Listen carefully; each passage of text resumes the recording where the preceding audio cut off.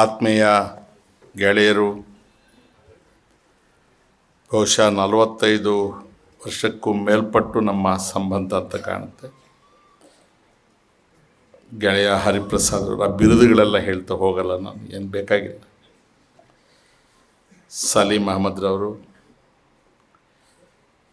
Professor I G ಸನದಿಯವರು, ನಜೀರ್ ಅಹಮದ್ ಸಾಹೇಬರು, ವೆಂಕಟೇಶ್ ಕಾಣ್ತಾ ಇದ್ದಾರೆ, ಹುಚ್ಚಪ್ಪನವರು, ರೇವಣ್ಣ ಅತ್ಯಂತ ಆತ್ಮೀಯರಾದರೆ ಇದೆ, ಸ್ವಲ್ಪ ಹಿಂದಕ್ಕೆ ಹೋಗ್ತಾರೆ.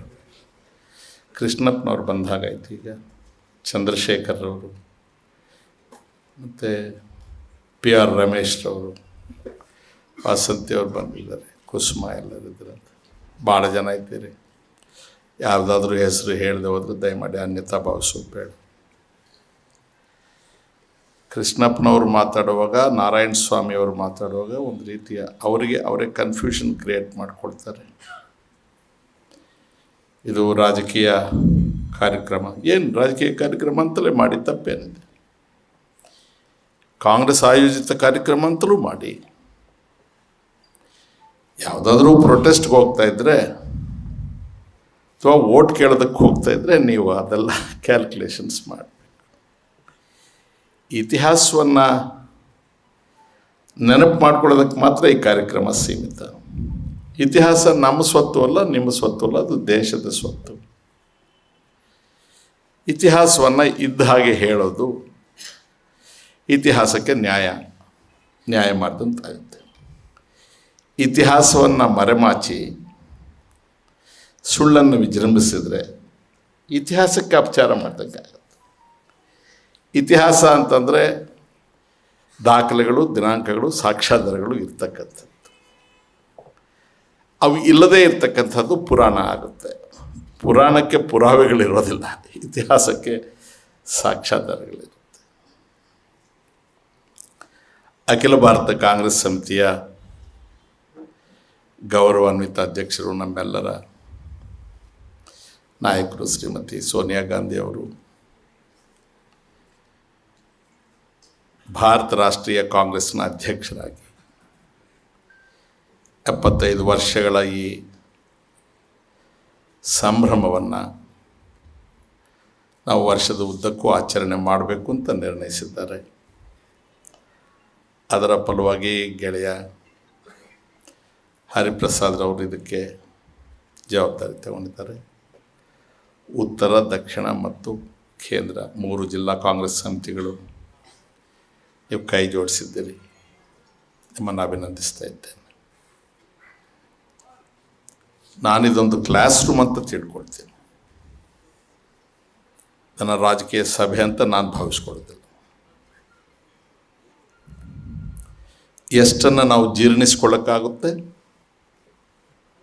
ಒಂದು ವೇಳೆ ಯಾರಾದರೂ ಪ್ರಶ್ನೆ ಮಾಡಿದ್ರೆ, ಸವಾಲು ಹಾಕಿದ್ರೆ ಸಮರ್ಥಿಸ್ಕೊಳ್ಳೋಕ್ಕಾಗುತ್ತೆ, ಅಷ್ಟು ವಿಚಾರವನ್ನು ಮಾತ್ರ ನಾವು ಪ್ರಸ್ತಾಪ ಮಾಡ್ತೇವೆ. ಆಲೋಚನೆ ಮಾಡಿ ಮಾತನಾಡ್ತೇವೆ.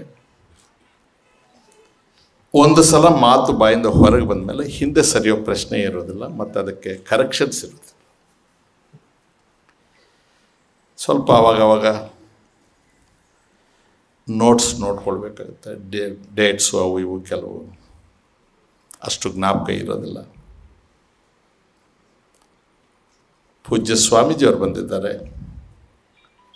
ಅವ್ರ ಕುರಿತಾಗಿ ಕೃಷ್ಣಪ್ಪನವರು ಹೇಳಿದರು. ಸ್ವಾಮೀಜಿಯವರು ಧಾರಾಳವಾದ ಮನಸ್ಸಿನವರು ಅಂತ ನಾನು ನಂಬಿದ್ದೇನೆ. ನಮ್ಮ ಎಲ್ಲರೂ ಯಾವ್ಯಾವ ವೃತ್ತಿಯನ್ನು ಮಾಡ್ತಾ ಇದ್ದೇವೆ ಗುರುಗಳೇ, ನಮ್ಮ ಸ್ವರೂಪ, ನಮ್ಮ ವೇಷಭೂಷಣಗಳು ಕ್ರಮೇಣ ಈ ಸಮಾಜದಲ್ಲಿ ನಂಬಿಕೆಯನ್ನು ಕಳ್ಕೊಳ್ತಾ ಬಂದಿದೆ. ನಾವೆಲ್ಲರೂ ಕೂಡ ಎಲ್ಲೋ ಒಂದು ಕಡೆಗೆ ಸಾಮಾನ್ಯ ಮನುಷ್ಯನಿಂದ, ಓರೆಗಣ್ಣಿನಿಂದ ಪರೀಕ್ಷೆಗೆ ಒಳಗಾಗಿದ್ದೇವೆ. ನಿನ್ನೆವರೆಗೂ ನಾವು ಸರಿಯಾಗಿದ್ದರೆ ಅದು ಪೂರ್ತಿ ಸರಿ ಹೋಗಲಿಲ್ಲ, ಮತ್ತು ಇವತ್ತು ವಾಚ್ ಮಾಡ್ತಾರೆ. ಅದರಿಂದ ಈ ಪರೀಕ್ಷೆ ಎಲ್ಲಿವರೆಗೂ ಮುಂದುವರಿಯುತ್ತೆ ನಮಗೆ ಅಂದರೆ ಸಾಯುವವರೆಗೂ ಮುಂದುವರಿಯುತ್ತೆ. ಇದರಲ್ಲಿ ಆಸಕ್ತಿ ಇಲ್ಲದವರಿಗೆ ಬಿಡು ನಾನೇನು ಬಾದರ್ ಮಾಡೋದಿಲ್ಲ, ಯಾರು ಏನು ಬೇಕಾಗಿದ್ರು ಹೇಳ್ಕೊಳ್ಳಿ ಅಂತನ್ನೋರಿಗೆ ಅದೇನು ಸಂಬಂಧ ಇಲ್ಲ. ತಾವು ಬಸವಣ್ಣನವರ ಅನುಯಾಯಿಯಾಗಿ ಆ ಆದರ್ಶಗಳನ್ನು ಬಹಳ ಗಂಭೀರವಾಗಿ ತೆಗೆದುಕೊಂಡಿರುವ ಹಾಗೆ ಕಾಣುತ್ತೆ ನಿಮ್ಮ ಮಾತುಗಳು ಎಲ್ಲ. ನನಗೆ ತಮ್ಮ ಪೂರ್ವ ಪರಿಚಯ ಇಲ್ಲ. ಇತ್ತೀಚಿನ ದಿನಗಳಲ್ಲಿ ಏನೇನು ನಡೆದಿದೆ ಎಲ್ಲ ನಿಮಗೆ ಗೊತ್ತಿದೆ. ಕೆಲ ನಾವು ತಲೆ ಕೆಡಿಸ್ಕೊಳ್ಬೇಕಾಗಿಲ್ಲ. ಈಗ ಸ್ವಾತಂತ್ರ್ಯ ಬಂದು 75 ವರ್ಷ ಆಗಿದೆ. ಸ್ವಾತಂತ್ರ್ಯ ನಮಗೆ ಯಾರೂ ಬೆಳ್ಳಿ ತಟ್ಟೆಯಲ್ಲಿ ಕೊಡಲಿಲ್ಲ. ಇದು ಹೇಗೆ ಪ್ರಾರಂಭ ಆಯಿತು, ಸ್ವಾತಂತ್ರ್ಯ ಯಾರು ಕಳ್ಕೊಂಡ್ರು, ಹೇಗೆ ಕಳ್ಕೊಂಡ್ರು, ಯಾವಾಗ ಕಳ್ಕೊಂಡ್ರು, ಹೋರಾಟ ಯಾಕೆ ಆಗಬೇಕಾಯಿತು, ಇದನ್ನು ಸುದೀರ್ಘವಾಗಿ ನಾನು ಪ್ರಸ್ತಾಪ ಮಾಡೋದಕ್ಕೆ ಭಾಳ ಹೆಚ್ಚು ಸಮಯ ತಗೊಳ್ದೆ, ನಿಮ್ಮ ತಾಳ್ಮೆಯನ್ನು ಪರೀಕ್ಷೆ ಮಾಡದೆ ಮುಗಿಸೋ ಪ್ರಯತ್ನ ಅಂತ ಮಾಡ್ತೇನೆ. ಭಾರತ ಭೂಮಿ, ಭಾರತ ದೇಶ, ಭರತ ಖಂಡ ಅಂತೆಲ್ಲ ಕರೀತಾರೆ. ಹಿಂದೂ ದೇಶ, ಹಿಂದೂಸ್ತಾನ ಅಂತಲೂ ಕರೀತಾರೆ, ಇಂಡಿಯಾ ಅಂತಲೂ ಕರೀತಾರೆ. ಸಿಂಧೂ ನದಿ ಪ್ರದೇಶದವರು ಅಂತ ಅದೆಲ್ಲ ಹಿಸ್ಟ್ರಿಯಲ್ಲಿ ಹೇಳ್ತಾರೆ. ಹಾಗಾಗಿ ಇಂಡಸ್ ವ್ಯಾಲಿಯಿಂದ ಇಂಡಿಯಾ ಅಂತ ಬಂದಿದೆ ಅಂತ. ಭರತ ಭೂಮಿ ಅಂತ ಬರೋದಕ್ಕೆ, ಭಾರತ ಅಂತ ಬರೋದಕ್ಕೆ ಕಾರಣ ನನಗೆ ತಿಳಿದ ಹಾಗೆ ದುಷ್ಯಂತ ಮತ್ತು ಶಕುಂತಲೆಯರ ಮಗ ಭರತ ಚಕ್ರವರ್ತಿ ತನ್ನನ್ನು ಯಾರು ನಂತರ ಪ್ರತಿನಿಧಿಸಬೇಕು, ಈ ದೇಶವನ್ನು ಆಳಬೇಕು ಅನ್ನೋ ಪ್ರಶ್ನೆ ಬಂದಾಗ ತನ್ನ ಮಗ ಅಷ್ಟು ಸಮರ್ಥನಾಗಿರೋದಿಲ್ಲ. ತನ್ನ ಸೇನಾಧಿಕಾರಿಯ ಮಗ ದೇಶದ ಹಿತದೃಷ್ಟಿಯಿಂದ ಹೆಚ್ಚು ಸಮರ್ಥನಾಗಿರ್ತಾನೆ. ಆದರೆ ಶಾಕುಂತಲೆ ಭರತನ ಅಜ್ಜಿ ದುಷ್ಯಂತನ ಶ್ರೀಮತಿ ಒಪ್ಪೋದಿಲ್ಲ. ಅದು ಹೇಗೆ ಸಾಧ್ಯ? ಇದು ನಮ್ಮ ಆನುವಂಶಿಕ ಹಕ್ಕು, ನೀನು ಹಾಗೆ ಬಿಟ್ಕೊಡೋಕ್ಕೆ ಬರೋದಿಲ್ಲ ಅಂತ ಹೇಳಿದ್ರೆ, ದೇಶ ಮುಖ್ಯ, ಈ ಭೂಮಿ ಮುಖ್ಯ, ನನ್ನ ಮಗ ಮುಖ್ಯ ಅಲ್ಲ ಅಂತ ಹೇಳ್ತಾನೆ. ಅದರಿಂದ ಭರತನ ಹೆಸರು ಚಿರಸ್ಥಾಯಿಯಾಗಿ ಉಳಿದಿದೆ ಅಂತ ನಮ್ಮ ಪರಂಪರೆ ಇದು.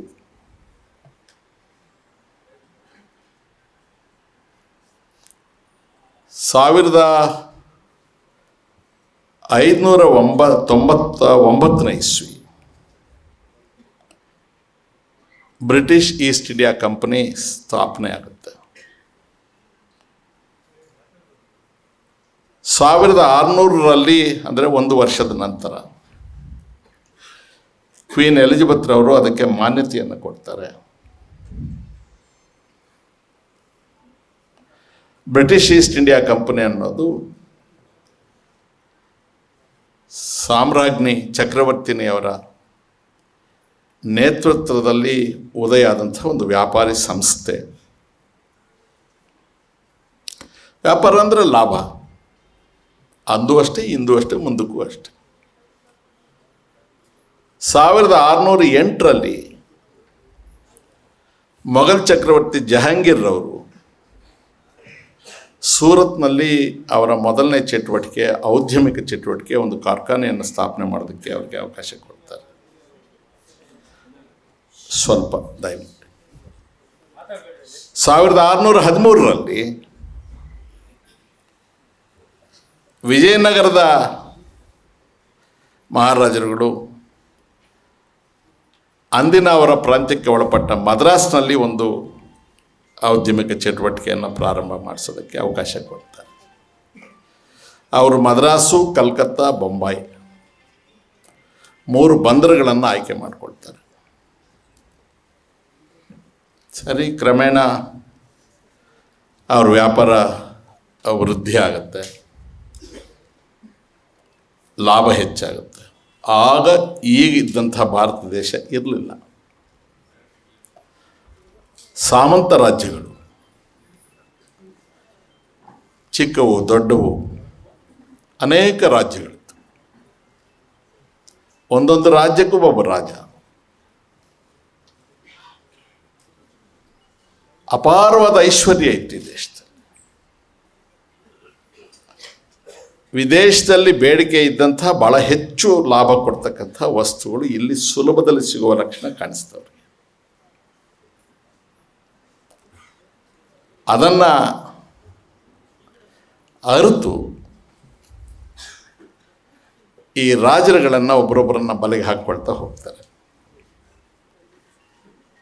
ಸರಳವಾಗಿ ಹೇಳೋದಾದರೆ ರಾಜ ಅಂದರೆ ಯಾರೋ ಕೆಲವರನ್ನು ಬಿಟ್ಟರೆ ಉಳಿದವರಿಗೆ ಜೂಜು ಮತ್ತು ಮೋಜು ಅಷ್ಟೇ ರಾಜ. ಅಂದರೆ ಅವನಿಗೆ ದೇಶದ್ದೇನಷ್ಟು ಚಿಂತೆ ಇರ್ತಾರೆ. ಅದಕ್ಕೆ ಬೇಕಾದನ್ನ ದುಡ್ಡು ಅವನ ಜನರಿಗೆ ತೆರಿಗೆ ಹಾಕಿ ಹೊಂದಿಸ್ಕೊಳ್ತಾ ಇದ್ದ. ಇದು ಬಹಳ ಜಾಗ್ರತೆಯಿಂದ ಬ್ರಿಟಿಷ್ ಈಸ್ಟ್ ಇಂಡಿಯಾ ಕಂಪನಿಯವರು ಒಬ್ಬ ರಾಜರ ಮೇಲೆ ಇನ್ನೊಬ್ಬ ರಾಜರನ್ನು ಎತ್ಕಟ್ತಾ ಅನಿವಾರ್ಯವಾಗಿ ಕೆಲವರು ಇವರ ಮೇಲೆ ಅವಲಂಬಿತರಾಗುವ ಹಾಗೆ ಮಾಡ್ತಾರೆ. ನೀನು ನಿನ್ನ ಶತ್ರುವನ್ನು ಸೋಲಿಸಬೇಕಾಗಿದ್ದರೆ ನಾನು ನಿನಗೆ ಸಹಾಯ ಮಾಡ್ತೇನೆ ಅಂತ ಹೇಳ್ತಾರೆ. ಇದು ಒಂದು ಹಂತ. ಇದಾದಮೇಲೆ ನವಾಬ್ ಆಫ್ ಬೆಂಗಾಲ್ ವೆಸ್ಟ್ ಇಲ್ಲ ಬರೀ ಬೆಂಗಾಲ್, ಆತನ ವಿರುದ್ಧ ಪ್ಲಾಸಿ ಕದನ, ಬಹಳ ದೊಡ್ಡ ಕದನ ಅದು. ದೇಶೀಯ ರಾಜ ಇಂಗ್ಲೀಷರ ಕುಮ್ಮಕ್ಕನ್ನು ಪಡೆದುಕೊಂಡವರಿಗೆ ಸೋತು ಬಿಡ್ತಾನೆ. ಅಲ್ಲಿಗೆ ನಿಲ್ಲೋದಿಲ್ಲ, ಮುಂದುವರೆದು ಬುಕ್ಸಾರ್ಗೆ ಹೋಗ್ತಾರೆ. ಬುಕ್ಸಾರ್ನಲ್ಲೂ ಕೂಡ ಇಂಗ್ಲೀಷ್ನವರಿಗೆ ಮೇಲ್ಗೈ ಆಗುತ್ತೆ. ಇದು 1758. ನಂತರದ ಅನೇಕ ವಿಚಾರಗಳು ಅಷ್ಟೇನು ಪ್ರಮುಖ ಅಲ್ಲ.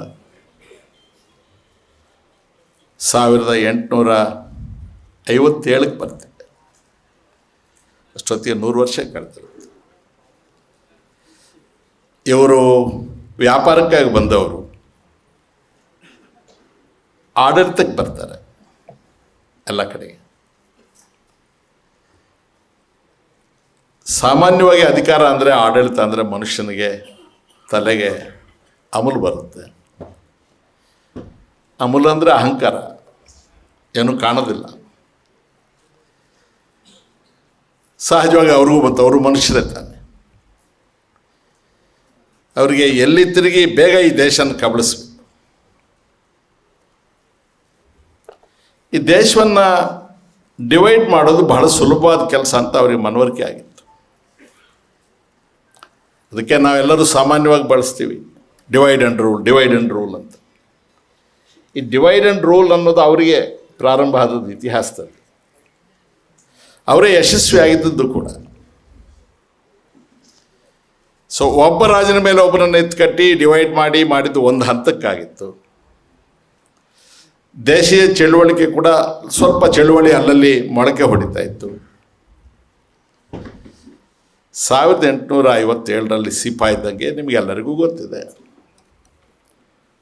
ನಾವು ಆಕಸ್ಮಿಕವಾಗಿ ಇಲ್ಲಿ ಬಂದು ಮಾತಾಡ್ತಾ ಇರಬಹುದು. ನನ್ನ ಸದಾಕಾಲದ ನಂಬಿಕೆ ಕೆಳಗಿರ್ತಕ್ಕಂಥವ್ರು ನಮಗಿಂತಲೂ ಕೂಡ ಹೆಚ್ಚು ತಿಳಿದವರಾಗಿರುತ್ತಾರೆ. ಆದ್ದರಿಂದ ನಾವು ಜವಾಬ್ದಾರಿಯಿಂದ ಮಾತನಾಡಬೇಕಾಗುತ್ತೆ. ಸೈನ್ಯದಲ್ಲಿ ಸಿಪಾಯಿಗಳು ಹಿಂದೂ ಧರ್ಮಕ್ಕೆ ಸೇರಿದವರು ಇರ್ತಾರೆ, ಇಸ್ಲಾಂ ಧರ್ಮಕ್ಕೆ ಸೇರಿದವರು ಇರ್ತಾರೆ. ಆ ಫಿರಂಗಿಗಳಿಗೆ ಆ ತೋಟಗಳೇನು ಕೊಡ್ತಾರೆ, ಆ ತೋಟಗಳಿಗೆ ಆ ಪೇಪರ್ ಹಾಕಿತ್ತು, ಅದು ಲೂಸ್ ಆಗಿರುತ್ತೆ. ಅದನ್ನು ಇವರು ಬದಲಾಯಿಸಿ ತುಟಿಯಿಂದ ಕಚ್ಚಿ ತೆಗಿಬೇಕಾಯ್ತು, ತೋಟ ಉಪಯೋಗಿಸ್ಬೇಕಾಗಿತ್ತು.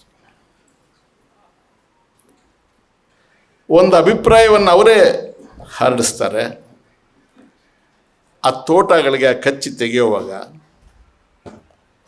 ಹಂದಿಯ ಮಾಂಸ ಮತ್ತು ಹಸುವಿನ ಕೊಬ್ಬಿನ ಮಾಂಸ ಸವರಿರ್ತಾರೆ. ಸಹಜವಾಗಿ ಹಿಂದೂ ಆದವನಿಗೆ ಹಸುವಿನ ಕೊಬ್ಬಿನ ಮಾಂಸ ಅಂದರೆ ಮನಸ್ಸಿಗೆ ಬೇಸರ ಆಗುತ್ತೆ. ಇಸ್ಲಾಂ ಧರ್ಮದವರಿಗೆ ಕೇಳೋ ಪ್ರಶ್ನೆನೇ ಇಲ್ಲ. ಇವರೆಲ್ಲ ದಂಗೆ ಹೇಳ್ತಾರೆ. ಈ ಮೊದಲನೇ ದಂಗೆ ಮಾರ್ಚ್ ತಿಂಗಳಲ್ಲಿ 1857ರಲ್ಲಿ ಮೀರತ್ ಅಲ್ಲಿ ಪ್ರಾರಂಭ ಆಗುತ್ತೆ. ಸಿಖ್ ರೆಜಿಮೆಂಟ್ನವರು, ಗೂರ್ಖಾ ರೆಜಿಮೆಂಟ್ನವರು ಯಾರಿರ್ತಾರೆ ಅಲ್ಲಿದ್ದವರೆಲ್ಲ ಸಿಪಾಯಿಗಳು ರಿವೋಲ್ಟ್ ಆಗ್ತಾರೆ. ಇದು ಗ್ವಾಲಿಯರ್ನಲ್ಲಿ ಸೈನಿಕರು ಸೋತು ಬಿಡ್ತಾರೆ ಇಂಗ್ಲೀಷ್ ಅವ್ರ ವಿರುದ್ಧ. ಅಲ್ಲಿ ಸರೆಂಡರ್ ಆಗ್ತಾರೆ. ಅಷ್ಟೊತ್ತಿಗೆ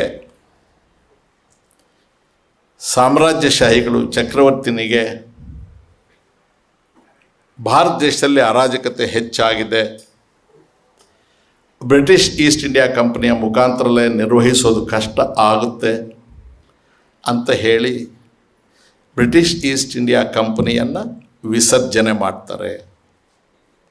ಸೊ 1600ರಲ್ಲಿ ಪ್ರಾರಂಭ ಆದ ಬ್ರಿಟಿಷ್ ಈಸ್ಟ್ ಇಂಡಿಯಾ ಕಂಪನಿ 1858ರಲ್ಲಿ ವಿಸರ್ಜನೆ ಆಗುತ್ತೆ. ಲಾರ್ಡ್ ಲಿಟ್ಟನ್ ಅಂತಕ್ಕಂಥವರು 1788ನೇ ಇಸ್ವಿಯಲ್ಲಿ ಇಂಗ್ಲೆಂಡ್ ದೇಶದ ಚಕ್ರವರ್ತಿನಿಯನ್ನು ಭಾರತದ ಚಕ್ರವರ್ತಿನಿ ಅಂತ ಘೋಷಿಸ್ತಾರೆ. ಅಧಿಕೃತ ಪ್ರಕಟಣೆ ಹೊರಡಿಸ್ತಾರೆ. ಅಧಿಕೃತವಾಗಿ ಆವತ್ತು ನಮ್ಮ ಭೂಮಿ ನಮ್ಮ ಎಲ್ಲ ಸ್ವಾತಂತ್ರ್ಯವನ್ನು ಕಳ್ಕೊಂಡ್ಬಿಡ್ತು. ಅಲ್ಲಿವರೆಗೆ ನಾವೆಲ್ಲ ಉಳಿದಿದ್ವಿ. ಸೊ ನಾವೆಲ್ಲರೂ ಕೂಡ ಬ್ರಿಟನ್ ದೇಶದ ಚಕ್ರವರ್ತಿಗಳ ಆಡಳಿತಕ್ಕೆ ಒಳಪಟ್ವಿ. ಇಲ್ಲಿ ಕೆಲವು ಮುಖಂಡರುಗಳ ಜನ್ಮ ದಿನಾಂಕಗಳನ್ನು ನಾವು ಅಟ್ಲೀಸ್ಟ್ ವರ್ಷವನ್ನು ನೆನಪಿಟ್ಕೊಳ್ಬೇಕು. ಭಾಳ ಜನರದ್ದು ಹೇಳೋಕ್ಕಾಗೋದಿಲ್ಲ. ಮೊದಲನೇದಾಗಿ ಬಾಲಗಂಗಾಧರ್ ತಿಲಕ್ ಅವರು 1856ನೇ ಇಸ್ವಿಯಲ್ಲಿ ಜನ್ಮ ತಾಳಿದರು. ಲಾಲಾ ಲಜಪತ್ ರಾಯ್ ಅವರು 1865. ಮಹಾತ್ಮ ಗಾಂಧಿಯವರು 1869. ಸರ್ದಾರ್ ಪಟೇಲ್ರವರು 1875. ಪಂಡಿತ್ ನೆಹರೂರವರು 1889. ರಾಷ್ಟ್ರೀಯ ಸ್ವಯಂ ಸೇವಕ ಸಂಘದ ಪ್ರಥಮ ಸರಸಂಘ ಸಂಚಾಲಕರು ಸ್ಥಾಪನೆ ಮಾಡಿದರು. ಕೇಶವ್ ಬಲಿರಾಮ್ ಹೆಡ್ಗೇವಾರ್ ಅಂತ ಅವರ ಹೆಸರು. ಅವರು ಕೂಡ 1899 ನೆಹರು ಹುಟ್ಟಿದ ವರ್ಷದಲ್ಲೇ ಹುಟ್ಟಿದಂಥವರು. ಸುಭಾಷ್ ಚಂದ್ರ ಬೋಸ್ 1897. MS ಗೋಲ್ವಾಲ್ಕರ್ ಅವರು ಗುರೂಜಿಯವರು RSS ಅವರ ಪ್ರಕಾರ ಅವರು 1906. ಭಗತ್ ಸಿಂಗ್ ಅವರು 1907. ಡಾಕ್ಟರ್ BR ಅಂಬೇಡ್ಕರ್ ಅವರು ಬಂದು 1891. ನೆಹರು ಅವ್ರಿಗಿಂತ 2 ವರ್ಷ ಚಿಕ್ಕವರು. ಇದು ನಾನು ಹೇಳಿದೆ ಕ್ಲಾಸ್ ರೂಮ್ ಥರ ಟ್ರೀಟ್ ಮಾಡೋಣ. ಹಿಸ್ಟ್ರಿಯನ್ನು ನಾವು ಮಾತಾಡುವಾಗ ಸ್ಪೆಸಿಫಿಕ್ ಆಗಿರಬೇಕು. ಯಾರಾದರೂ ಪ್ರಶ್ನೆ ಮಾಡಿದ್ರೆ ಉತ್ತರನೂ ಹೇಳೋ ಶಕ್ತಿ ನಮಗಿರಬೇಕಾಗುತ್ತೆ ಅಂತ ಹೇಳಿ, ಅದರಿಂದ ಸ್ಟೇಜ್ ಬೈ ಸ್ಟೇಜು ಕ್ರಾನಲಾಜಿಕಲ್ ಆರ್ಡ್ರಲ್ಲಿ ನಾನು ಹೋಗ್ತಾ ಇದ್ದೇನೆ.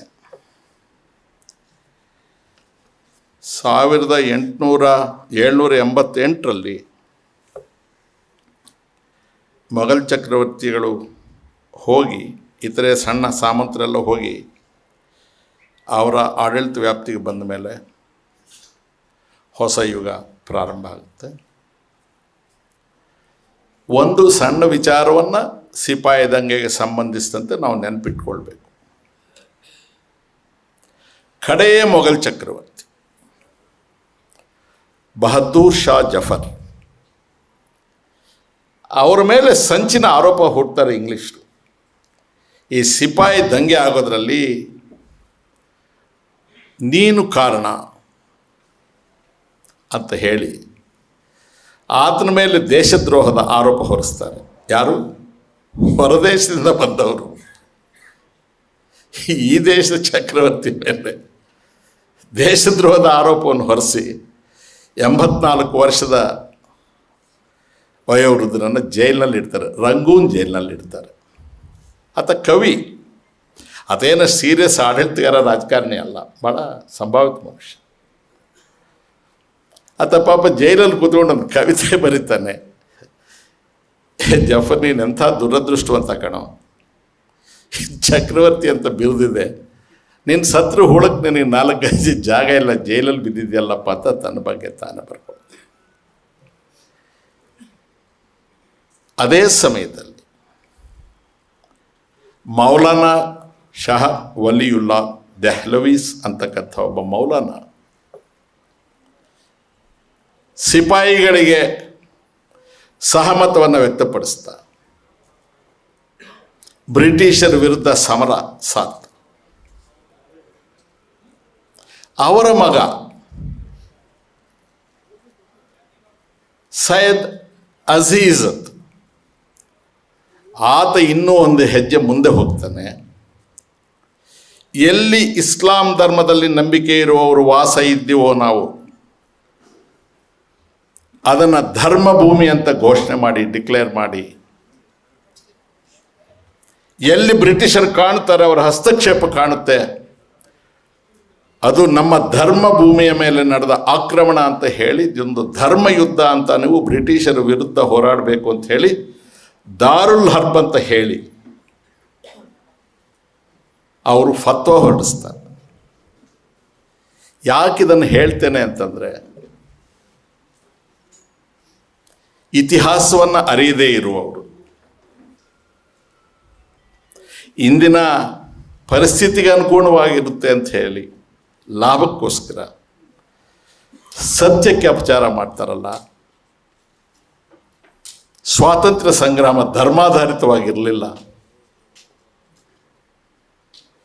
ಮತಾಧಾರಿತವಾಗಿರಲಿಲ್ಲ. ಅದರ ಬದಲಾಗಿ ದೇಶಭಕ್ತಿಗೆ ಸಂಬಂಧಿಸಿ, ದೇಶ ಪ್ರೇಮವನ್ನು ಅವಲಂಬಿಸಿ ಸ್ವಾತಂತ್ರ್ಯ ಸಂಗ್ರಾಮ ನಡೆದಿತ್ತು. ಮೊಹಿನ್ ಖಾನ್ ಅಂತ ಹೇಳಿ ಆತ ಹೇಳ್ತಾನೆ, ಏ ಭಗವಂತ, ಆತನ ಶುಕ್ರವಾರದ ಪ್ರಾರ್ಥನೆಯಲ್ಲಿ ನಮಾಜ್ನಲ್ಲಿ ಹೇಳ್ತಾನೆ, ನನಗೆ ಕೂಡ ಹುತಾತ್ಮನಾಗುವ ಒಂದು ಅವಕಾಶವನ್ನು ಕೊಡು. ಏನಿಲ್ಲ ಅಂದರೂ ನಿನಗೆ ನನ್ನ ಮೇಲೆ ಕರುಣೆ ಇಲ್ಲದೆ ಇದ್ರೂ ಪರವಾಗಿಲ್ಲಪ್ಪ, ಇವರ ವಿರುದ್ಧ ಹೋರಾಡಿ ಸ್ವರ್ಗ ಸೇರುವ ಒಂದು ಚಿಕ್ಕ ಅವಕಾಶವನ್ನು ನನಗೆ ಕೊಡುವಂಥ ಮೊಹಿನ್ ಖಾನ್ ದೇವರಲ್ಲಿ ಪ್ರಾರ್ಥನೆ ಮಾಡ್ತಾನೆ. ನಾವು ಇವತ್ತು ಅವರನ್ನು ಪರಕೀಯರಂತೆ ಕಾಣಬೇಕು ಅಂತ ಹೊರಟಿದ್ದೇವೆ. CAA ಮಾಡ್ತೇವೆ, ಅವರ ಇತಿಹಾಸವನ್ನು ಕೇಳ್ತೇವೆ. ಇದು ಬ್ರಿಟಿಷರು ಬಹದ್ದೂರ್ ಶಾ ಜಫರ್ ಅವರಿಗೆ ದೇಶದ್ರೋಹ ಆರೋಪ ಹೊರಿಸಿದ್ರಲ್ಲ, ಅದಕ್ಕಿಂತಲೂ ಕೂಡ ಏನು ಬೇರೆ ಅಲ್ಲ.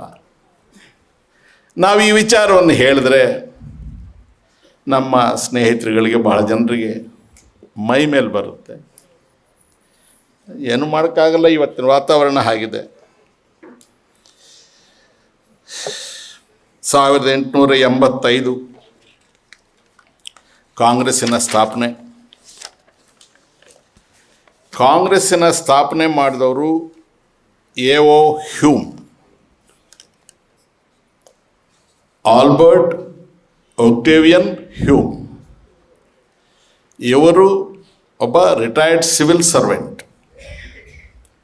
ಬ್ರಿಟಿಷ್ ಸರ್ಕಾರದ ನಾಗರಿಕ ಸೇವೆಯಲ್ಲಿದ್ದು ನಿವೃತ್ತರಾಗಿದ್ದಂಥ ಒಬ್ಬ ಸಿವಿಲ್ ಸರ್ವೆಂಟ್. ಏಷ್ಯಾ ಮತ್ತು ಆಫ್ರಿಕಾ ದೇಶಗಳಲ್ಲಿ, ಬ್ರಿಟಿಷ್ ವಸಾಹತುಗಳಾಗಿದ್ದ ಏಷ್ಯಾ ಖಂಡ ಮತ್ತು ಆಫ್ರಿಕಾ ಖಂಡದಲ್ಲಿದ್ದ ದೇಶಗಳಲ್ಲಿ ಬ್ರಿಟಿಷರ ವಿಚಾರದಲ್ಲಿ ಶಿಕ್ಷಣಕ್ಕೆ ಸಂಬಂಧಿಸಿ, ಉದ್ಯೋಗಕ್ಕೆ ಸಂಬಂಧಿಸಿ ಕೆಲವು ಬದುಕಿನ ವಿಚಾರಗಳಿಗೆ ಸಂಬಂಧಿಸಿ ಸ್ಥಾಪನೆಗೊಂಡ ಮೊದಲನೆಯ ಸಂಘಟನೆ. ದಾದಾಬಾಯಿ ನವರೋಜಿಯವರು ಮೊದಲುಗೊಂಡು ಇದರೊಟ್ಟಿಗೆ ಸೇರ್ತಾರೆ. ಎ.ಓ. ಹ್ಯೂಮ್ರವರು ಪ್ರಾರಂಭ ಮಾಡಿದ ಕಾಂಗ್ರೆಸ್ಸು ಸ್ವಾತಂತ್ರ್ಯ ಸಂಗ್ರಾಮಕ್ಕಾಗಿ ಅಲ್ಲ, ಅಂದಿನ ಸಮಾಜದ ಮೇಲ್ವರ್ಗದ ಜನರ ಕನಸುಗಳನ್ನು ಬಿತ್ತರಿಸುವ ಒಂದು ಸಂಸ್ಥೆ ಆಗಿತ್ತಷ್ಟೇ. ಆದರೆ ಅದು ದೇಶೀಯ ವಿಚಾರಗಳನ್ನು ಪ್ರಮುಖವಾಗಿ ಪ್ರಸ್ತಾವನೆಗೆ ತೆಗೆದುಕೊಂಡಿದ್ದರಿಂದ ಉಳಿದ ಎಲ್ಲರೂ ಅಲ್ಲಿ ಕ್ರಮೇಣ ಸೇರ್ತಾರೆ. 1905ನೇ ಇಸ್ವಿಯಲ್ಲಿ ಸ್ವಾತಂತ್ರ್ಯ ಸಂಗ್ರಾಮದ ಆಲೋಚನೆಗಳು, ವಿಚಾರಗಳು ಕಾಂಗ್ರೆಸ್ ಸಂಸ್ಥೆಯ ಚೌಕಟ್ಟಿನಲ್ಲಿ ತೀವ್ರ ಸ್ವರೂಪವನ್ನು ಪಡೆದುಕೊಳ್ಳುತ್ತೆ. ಕಾಂಗ್ರೆಸ್ ಸಂಸ್ಥೆಯಲ್ಲಿ 1905ರಲ್ಲಿ ಉಗ್ರವಾದಿಗಳು, ಸೌಮ್ಯವಾದಿಗಳು ಅಂತ ಹೇಳಿ ಎರಡು ಭಾಗ ಆಗುತ್ತೆ. ಗೋಪಾಲಕೃಷ್ಣ ಗೋಖಲೆ ಅವರು ಸೌಮ್ಯವಾದಿಗಳಾಗಿರ್ತಾರೆ, ಬಾಲಗಂಗಾಧರ ತಿಲಕ್ ಅವರು ಉಗ್ರವಾದಿಗಳಾಗಿರ್ತಾರೆ. ಮಹಾತ್ಮ ಗಾಂಧಿಯವರು ಗೋಖಲೆಯವರ ಇನ್ಫ್ಲೂಯೆನ್ಸಿಗೆ ಒಳಗಾಗ್ತಾರೆ. ಬಾಲಗಂಗಾಧರ್ ತಿಲಕ್ ಅವರು, ಲಾಲಾ ಲಜಪತ್ ರಾಯ್ ಅವರು,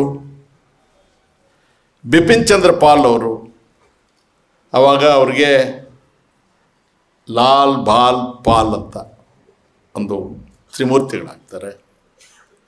ಅವರು ತಮ್ಮ ಹೋರಾಟವನ್ನು ಬಹಳ ತೀವ್ರಗೊಳಿಸ್ತಾರೆ. 1885ರಲ್ಲಿ ಇದು ಪ್ರಾರಂಭ ಆಗಿ 1905ರಲ್ಲಿ ತೀವ್ರಗೊಳ್ಳುತ್ತೆ. ನಂತರದ ದಿನಗಳಲ್ಲಿ ಉಳಿದವರೆಲ್ಲರೂ ಪ್ರವೇಶ. ಮೊದಲನೇದಾಗಿ ರೌಲತ್ ಆ್ಯಕ್ಟ್ ಅಂತ ತರ್ತಾರೆ 1910ರಲ್ಲಿ. ಅದನ್ನು ಕಪ್ಪು ಶಾಸನ ಅಥವಾ ಬ್ಲ್ಯಾಕ್ ಆ್ಯಕ್ಟ್ ಅಂತ ಕರೀತಾರೆ. ಆ ರೌಲತ್ ಆ್ಯಕ್ಟ್ನಲ್ಲಿ ಪ್ರಮುಖ ಅಂಶಗಳು ಏನು ಅಂತಂದರೆ, ಧರ್ಮಾಧಾರಿತವಾದಂತಹ ಚುನಾವಣೆಯ ಮತದಾರರ ಪಟ್ಟಿಗಳನ್ನು ಮಾಡಬೇಕು ಅಂತ. ನಾನು ಮೇನ್ ಫೀಚರ್ಸ್ ಮಾತ್ರ ಹೇಳ್ತೇನೆ, ಡೀಟೇಲ್ಸ್ ಬಹಳ ಇದ್ದಾವೆ. ಅವ್ರ ಪ್ಲಾನ್ ನೋಡಿ, ಇಂಗ್ಲೀಷ್ ನೋಡ್ತು.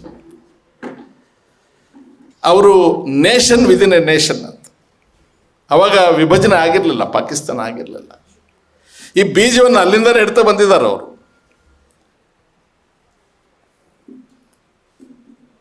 ಇದನ್ನು ಇಡೀ ಕಾಂಗ್ರೆಸ್ ಸಂಸ್ಥೆ ಬಹಳ ತೀವ್ರವಾಗಿ ವಿರೋಧ ಮಾಡುತ್ತೆ. ರೌಲತ್ ಆ್ಯಕ್ಟನ್ನು ಜಾರಿಗೊಳಿಸೋದಕ್ಕೆ ಬಿಡೋದಿಲ್ಲ. ಇದನ್ನು ನೆನಪಿಟ್ಕೊಳ್ಳಿ, ಕಾನ್ಸ್ಟಿಟ್ಯೂಂಟ್ ಅಸೆಂಬ್ಲಿ ಆದಾಗ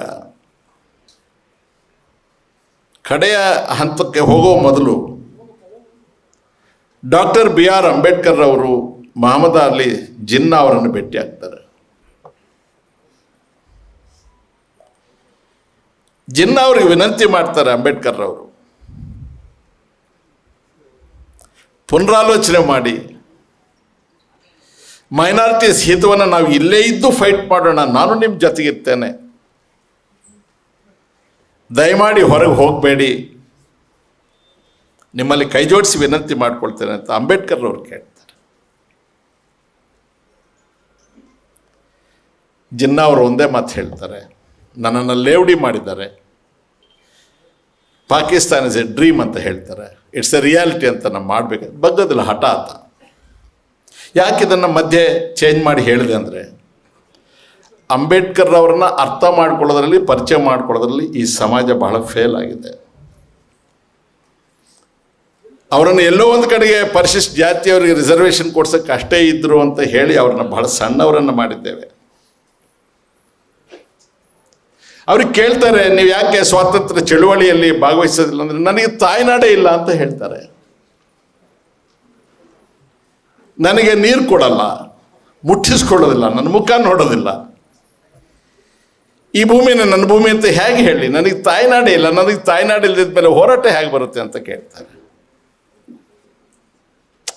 ಆ ಮಾತಿನ ಹಿಂದೆ ಇರುವ ಭಾವನೆಗಳನ್ನು ನಾವು ಮನುಷ್ಯರಾಗಿ ಗೌರವಿಸಬೇಕಾಗುತ್ತೆ. ಅದು ಒಂದು ಕಡೆಗಿರಲಿ.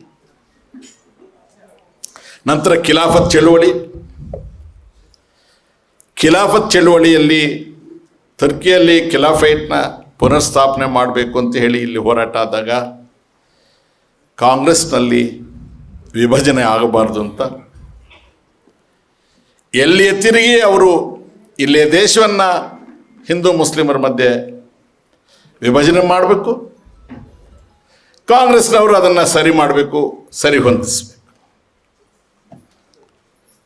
ಇವು ಕಳೆದ ಮೇಲೆ ನಾವು ಮೂರನೇ ಹಂತಕ್ಕೆ ಬರ್ತೇವೆ.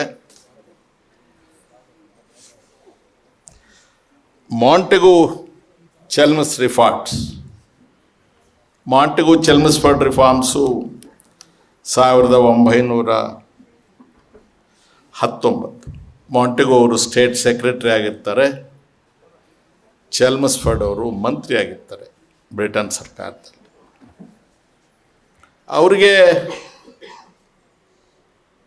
ಕಾನ್ಸ್ಟಿಟ್ಯೂಷನಲ್ಲಿ ಕೆಲವು ಚೇಂಜಸ್ಸನ್ನು ತರಬೇಕು ಅನ್ನೋದು ಆಲೋಚನೆ.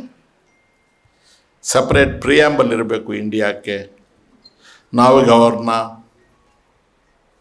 ಸಾಮ್ರಾಜ್ಯಶಾಹಿ ಆಡಳಿತದ ಒಂದು ಭಾಗ ಅಂತ ಹೇಳಿ ನಮ್ಮ ಎಲ್ಲ ಶಾಸನಗಳನ್ನು ಅವ್ರ ಮೇಲೆ ಹೇರೋದು ಸರಿ ಹೋಗೋದು, ಸ್ವಲ್ಪ ಒಂದು ಸ್ಟೆಪ್ ಕೆಳಕ್ಕೆ ಇಳಿತಾರೆ.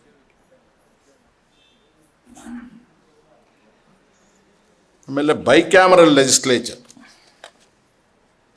2 ಸದನಗಳನ್ನು ಸ್ಥಾಪನೆ ಮಾಡೋದಕ್ಕೆ, ಸೆಂಟ್ರಲ್ ಲೆಜಿಸ್ಲೇಟಿವ್ ಅಸೆಂಬ್ಲಿ ಮಾಡೋದಕ್ಕೆ, ಲೋಕಸೇವಾ ಆಯೋಗವನ್ನು ಸ್ಥಾಪನೆ ಮಾಡೋದಕ್ಕೆ ಅವರು ಸಜೆಸ್ಟ್ ಮಾಡ್ತಾರೆ. ಬ್ರಿಟಿಷ್ ಸರ್ಕಾರ ಅವರಿಗೆ ಇಲ್ಲಿ ಸಂಪತ್ತು ಸಿಗ್ತದೆ, ಲೂಟಿ ಹೊಡೆಯೋದು ನಿಲ್ಲಬಾರ್ದು. ಎಷ್ಟೊತ್ತಂತ ಡಿವೈಡ್ ಮಾಡಿ ಅದು ಇದು ಜನನ ರೊಚ್ಚಿಗೆ ಎಬ್ಬಿಸಬೇಕು. ಅವರ ಎಲ್ಲ ಬುದ್ಧಿವಂತಿಕೆಯನ್ನು ಖರ್ಚು ಮಾಡ್ತಾರೆ. ಈ ರೌಲತ್ ಆ್ಯಕ್ಟ್ನಲ್ಲಿ ಒಂದು ಪ್ರಾವಿಷನ್ ಮಾಡ್ತಾರೆ. ಅವರು ಯಾರನ್ನು ಬೇಕಾಗಿದ್ರು ದೇಶದಲ್ಲಿ, ಯಾವ ಹೊತ್ತಲ್ಲಿ ಬೇಕಾಗಿದ್ರು, ಕಾರಣ ಇಲ್ಲದೆ ಸೆರೆಮನೆಗೆ ಕಳುಹಿಸಬಹುದು, ವಿಚಾರಣೆಯ ಅಗತ್ಯ ಇಲ್ಲ ಅಂತ ಮಾಡ್ತಾರೆ. ಇದು ಲಾಲಾ ಲಜಪತ್ ರಾಯ್ ಅಂತವ್ರಿಗೆ, ಬಿಪಿನ್ ಚಂದ್ರ ಪಾಲ್ ಅವ್ರಿಗೆ ಬಹಳ ಉದ್ರೇಕ ಹುಟ್ಟಿಸುತ್ತೆ. ಇದರ ಕಾರಣ ಇಡೀ ದೇಶದ ಉದ್ದಗಲಕ್ಕೂ, ಆವಾಗ ಭಾರತ ದೇಶ ಇಲ್ಲದೆ ಹೋದರು, ಭಾರತ ದೇಶದ ಪರಿಕಲ್ಪನೆ ಇಲ್ಲದೇ ಇದ್ದರೂ ಕೂಡ ಎಲ್ಲ ಭಾಗದಲ್ಲಿ ಇವತ್ತಿನ ಭಾರತ ದೇಶದ ಒಂದು ದಿಕ್ಕಿನಿಂದ ಮತ್ತೊಂದು ದಿಕ್ಕಿಗೆ ಕಾಂಗ್ರೆಸ್ ಪಕ್ಷ ಇವರ ವಿರುದ್ಧ, ಈ ಸಂಚಿನ ವಿರುದ್ಧ ಸಿಡಿದೇಳ್ತಾರೆ. ಇದರ ಪರಿಣಾಮ ಲಾಲಾ ಲಜಪತ್ ರಾಯ್ ಅವ್ರ ಮೇಲೆ ಲಾಠಿ ಚಾರ್ಜ್ ಮಾಡ್ತಾರೆ, ತೀವ್ರವಾಗಿ ಗಾಯಗೊಳ್ತಾರೆ, ಆಸ್ಪತ್ರೆಗೆ ದಾಖಲಾಗ್ತಾರೆ, 2 ವಾರಗಳ ನಂತರ ಆಸ್ಪತ್ರೆಯಲ್ಲಿ ಸಾಯ್ತಾರೆ. ಅವರಿಗೆ ಪಂಜಾಬ್ ಕೇಸರಿ ಅಂತ ಹೆಸರು ಕೂಡ ಇರುತ್ತೆ.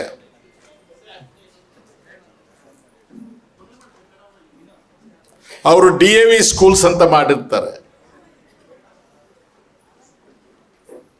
ದಯಾನಂದ ಆರ್ಯ ಸಮಾಜ್ ವೇದಿಕ್ ಸ್ಕೂಲ್ಸ್ ಅಂತ. ಅದಕ್ಕೆ ನಂತರ ಲಾಸ್ಟಲ್ಲಿ ಬರ್ತೇನೆ.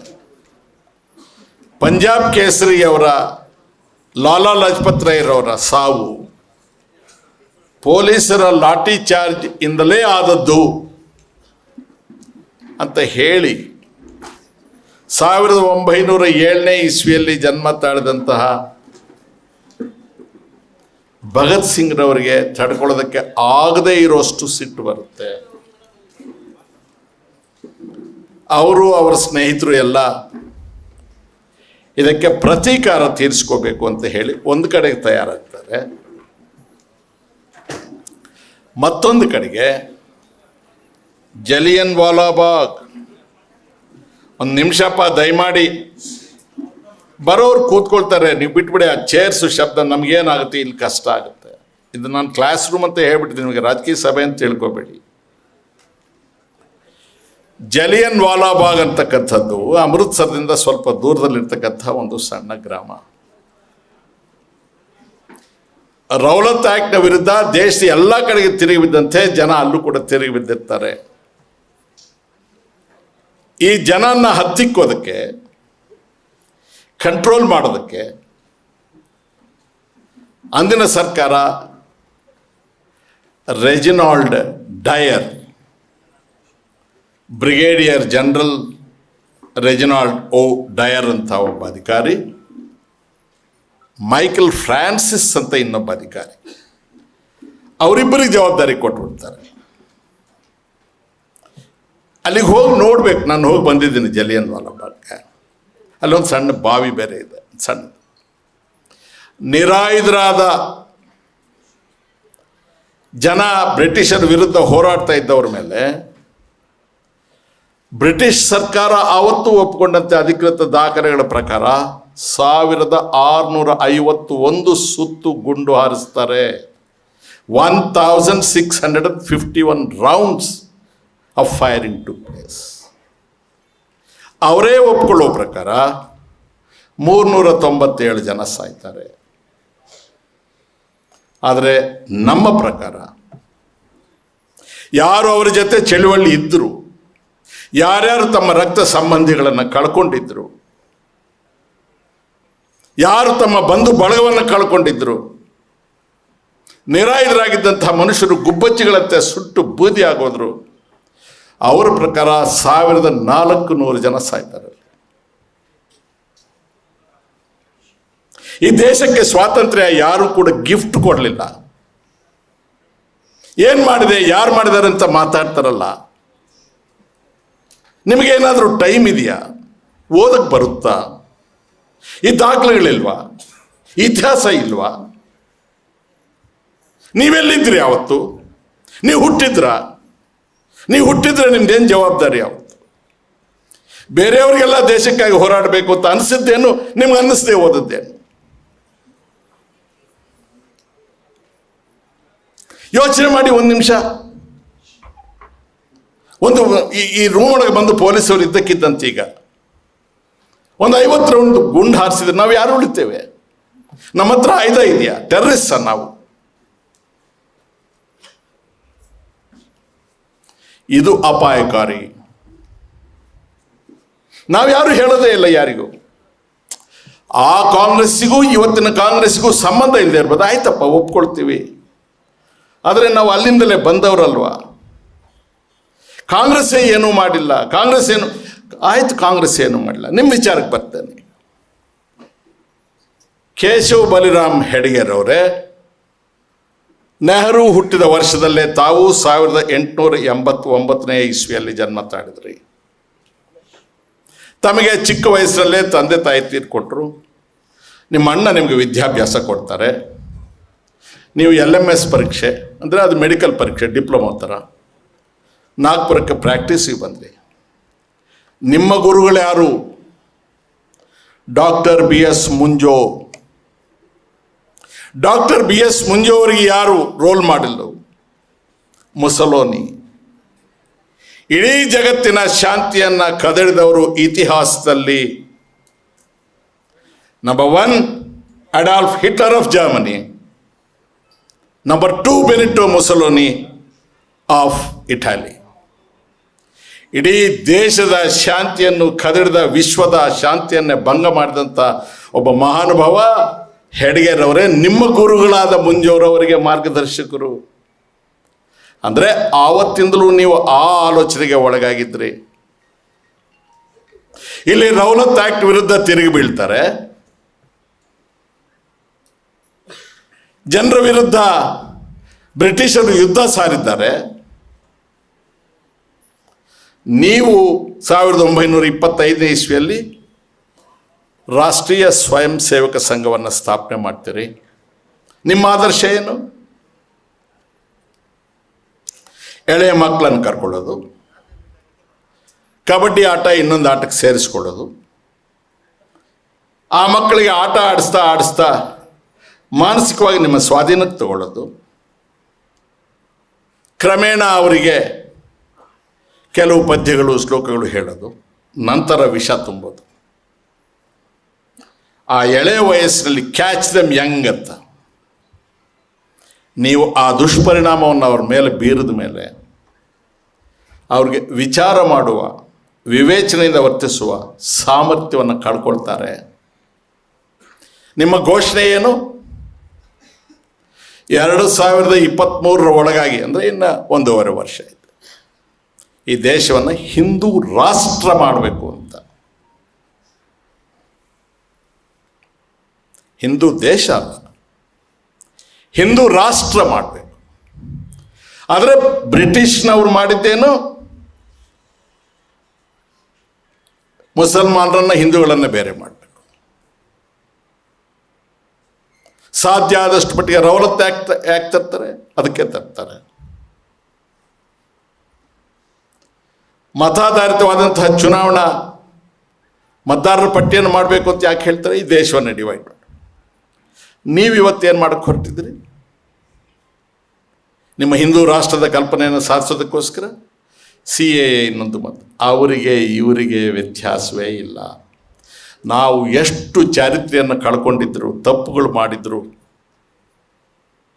ಅನೇಕ ವಿಚಾರಗಳಲ್ಲಿ ನಾವು ಸ್ವಲ್ಪ ಕೆಟ್ಟಿದ್ದರೂ ಕೂಡ ನಾವು ಕಾಂಗ್ರೆಸ್ಸಿನ ಸಂತತಿಗೆ ವಾರಸುದಾರರೇ ಹೊರತು ಬ್ರಿಟಿಷರ ವಾರಸುದಾರರು ನಾವು ಎಂದೂ ಅಲ್ಲ, ಆಗೋದು ಇಲ್ಲ. ಆದರೆ ನೀವು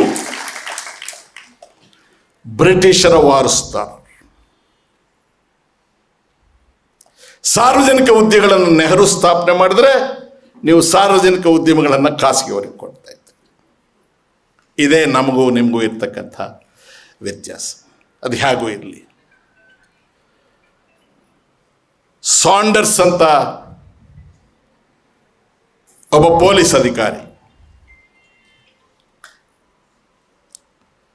ಜೇಮ್ಸ್ ಸ್ಕಾಟ್ ಅಂತ ಇನ್ನೊಬ್ಬ ಪೊಲೀಸ್ ಅಧಿಕಾರಿ. ಈ ಜೇಮ್ಸ್ ಸ್ಕಾಟ್ ಅನ್ನೋನು ಚಳುವಳಿಗಾರರ ಮೇಲೆ, ವಿದ್ಯಾರ್ಥಿಗಳ ಮೇಲೆ ಹಲ್ಲೆ ಮಾಡಿರ್ತಾನೆ. ಭಗತ್ ಸಿಂಗ್ ರವರಿಗೆ ಅವನನ್ನು ಕೊಲ್ಲಲೇಬೇಕು ಅಂತಕ್ಕಂಥ ಹಠ.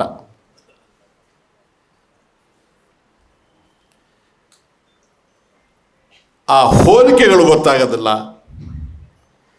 ಸ್ಕಾಟ್ ಇವನೇ ಇರಬಹುದು ಅಂತ ಸಾಂಡರ್ಸ್ನ ಕೊಂದು ಬಿಡ್ತಾರೆ. ತಕ್ಷಣ ಕೈಗೆ ಸಿಗಲ್ಲ ಭಗತ್ ಸಿಂಗ್ ಅವ್ರಿಗೆ. ಅವ್ರ ಸ್ನೇಹಿತರು ಯಾರು ಸಿಕ್ಕಲ್ಲ. ಮತ್ತೆ ಸೆಂಟ್ರಲ್ ಲೆಜಿಸ್ಲೇಟಿವ್ ಅಸೆಂಬ್ಲಿಗೆ ಬಾಂಬ್ ಹಾಕೋದಕ್ಕೆ ಬರ್ತಾರೆ. ಆವಾಗ ಹಿಡ್ಕೊಳ್ತಾರೆ. ಭಗತ್ ಸಿಂಗ್ ರವರು ಅಂದಿನ ರಷ್ಯಾ ಕ್ರಾಂತಿಯ ಪ್ರಭಾವಕ್ಕೆ ಒಳಗಾಗಿ ಬಾಲ್ಶವಿಸಮ್ ಅನ್ನ ಅಭ್ಯಾಸ ಮಾಡಿರ್ತಾರೆ 23ನೇ ವಯಸ್ಸಿಗೆ. ನೀವು ಈಗ ಭಗತ್ ಸಿಂಗ್ ಅವರಿಗೆ ಒಂದು ಟೋಪಿ, ಮೀಸೆ, ಒಂದು ಜನಿವಾರ. ಭಗತ್ ಸಿಂಗ್ರನ್ನು RSS ಮಾಡಕ್ಕೆ ಹೊರಟಿದ್ದೀರಿ. ನಾವು ಸುಮ್ಮನೆ RSS ಅವ್ರನ್ನ ಅನ್ನೋದು ಬೇಡ. ಅವ್ರಿಗೆ ಹಿಸ್ಟ್ರಿ ಒಪ್ಸೋಣ.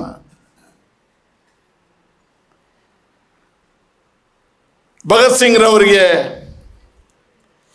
ಏಕಪಕ್ಷೀಯವಾದಂಥ ವಿಚಾರಣೆ, ಜಸ್ಟಿಫಿಕೇಷನ್ಗೆ ಅವಕಾಶ ಇಲ್ಲ. 1930ನೇ ಇಸ್ವಿ, 1907ರಲ್ಲಿ ಅವರು ಹುಟ್ಟಿದ್ದು, 1930ರಲ್ಲಿ ಗಲ್ಲಿಗೆ ಏರಿಸಿದ್ದು. ನಾನು ಅನೇಕ ಕಡೆ ಹೇಳಿದ್ದೇನೆ, ಪುನರಾವರ್ತನೆ ಆದರೆ ಯಾರಾದರೂ ಕೇಳಿದ್ರೆ ಸ್ವಲ್ಪ ಸಹನೆ ಇರಲಿ. ಗಲ್ಲಿಗೆ ಏರಿಸೋದು ಅಂದರೆ ಒಂದು ಸ್ಟೂಲ್ ಮೇಲೆ ಅಪರಾಧಿಯನ್ನು ನಿಲ್ಲಿಸ್ತಾರೆ, ಅವನ ಎರಡೂ ಕಾಲುಗಳಿಗೆ ಮರಳು ಮೂಟೆಗಳನ್ನು ಕಟ್ತಾರೆ, ಕೊರಳಿಗೆ ಒಂದು ಹಗ್ಗ, ಈ ಬಾವಿನಲ್ಲಿ ನೀರು ಸೇದೋದಕ್ಕೆ ಹಾಕಿದಂತೆ ಕೊರಳಿಗೆ ಹಗ್ಗ ಹಾಕ್ತಾರೆ, ಅದನ್ನು ಚಕ್ರಕ್ಕೆ ಹಾಕಿ ಬಿಡ್ತಾರೆ. ಆ ಹಗ್ಗವನ್ನು ಎಳೆದಾಗ ಆ ಸ್ಟೂಲ್ ತೆಗಿತಾರೆ, ಆ ಮರಳು ಮೂಟೆಗಳು ಕಾಲನ್ನು ಕೆಳಕ್ಕೆ ಎಳೆಯುತ್ತೆ, ಆ ಸೇದುವಾಗ ಕತ್ತು ಮೇಲಕ್ಕೆ ಹೋಗಿ ಪ್ರಾಣ ಹೋಗುತ್ತೆ. ಗಲ್ಲಿಗೇರಿಸೋದು ಅಂದರೆ ಹಾಗೆ ಅತ್ಯಂತ ಕ್ರೂರವಾದಂತಹ ಶಿಕ್ಷೆ. ಎಷ್ಟು ವಯಸ್ಸು ಭಗತ್ ಸಿಂಗ್ ಅವರಿಗೆ? 23 ವರ್ಷ ವಯಸ್ಸು ಗಲ್ಲಿಗೇರಿದಾಗ. ಯಾಕೆ RSS ಅವರಿಗೆ ಅವತ್ತಿದ್ದವರಿಗೆ ಭಗತ್ ಸಿಂಗ್ ಹೀರೋ ಆಗಿ ಕಾಣಲಿಲ್ಲ? ನಿಮಗೆ ನೆಹರು ಬೇಡಪ್ಪ, ರಾಹುಲ್ ಗಾಂಧಿ ಬೇಡ, ರಮೇಶ್ ಕುಮಾರ್ ಬೇಡ, ಹರಿಪ್ರಸಾದ್ ಬೇಡಪ್ಪ, ನಿಮಗೆ ಭಗತ್ ಸಿಂಗ್ ಕೂಡ ಹೀರೋ ಆಗಿ ಕಾಣಲಿಲ್ವಾ? ಭಗತ್ ಸಿಂಗ್ ತಾಯಿ ನಾಳೆ ಬೆಳಗ್ಗೆ ಮಗನನ್ನು ಗಲ್ಲಿಗೇರಿಸ್ತಾರಂದರೆ ಕಡೇ ಭಾಗ್ಯ ಮಗನನ್ನು ನೋಡೋದಕ್ಕೆ ಅಂತ ಹೋಗ್ತಾರೆ,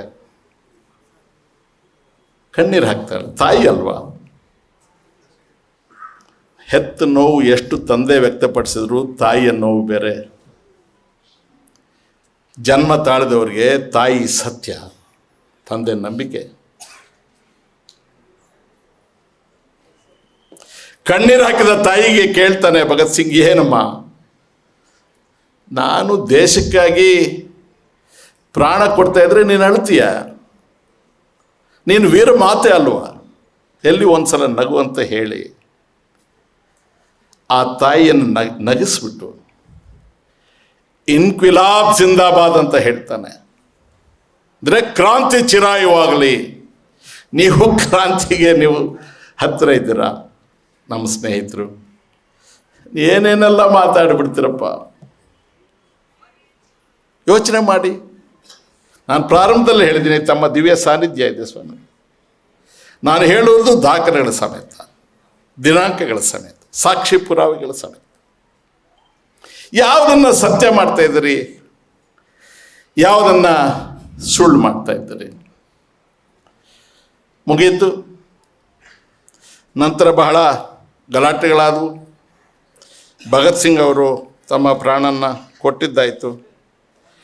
ಜಲಿಯನ್ ವಾಲಾ ಬಾಗ್ ಹತ್ಯಾಕಾಂಡ ಆದದ್ದು ದಿನಾಂಕ 13/4/1919.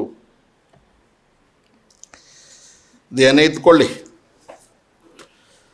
ನೆಕ್ಸ್ಟು ನಾವು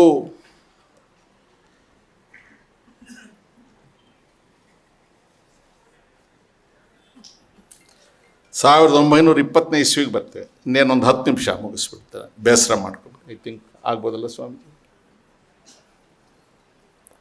1920ನೇ ದಶಕ ಈ ದೇಶದ ಇತಿಹಾಸದಲ್ಲಿ ಭಾಳ ಪ್ರಮುಖವಾದಂಥ ದಶಕ. ಕಮ್ಯುನಿಸ್ಟ್ ಪಾರ್ಟಿ ಆಫ್ ಇಂಡಿಯಾ ಆವಾಗಲೇ ಇಲ್ಲಿ ಜನ್ಮ ತೆಗೆದಿದ್ದು. ರಾಷ್ಟ್ರೀಯ ಸ್ವಯಂ ಸೇವಕ ಸಂಘ ಆವಾಗಲೇ ಹುಟ್ಟಿದ್ದು. ದಕ್ಷಿಣ ಭಾರತದಲ್ಲಿ ಬ್ರಾಹ್ಮಣೇತರ ಚಳುವಳಿ ಜನ್ಮ ತಾಳಿದ್ದು. ಮಹಾರಾಷ್ಟ್ರದಲ್ಲಿ ಮಹರ್ ಚಳುವಳಿ ಪ್ರಾರಂಭ ಆದದ್ದು.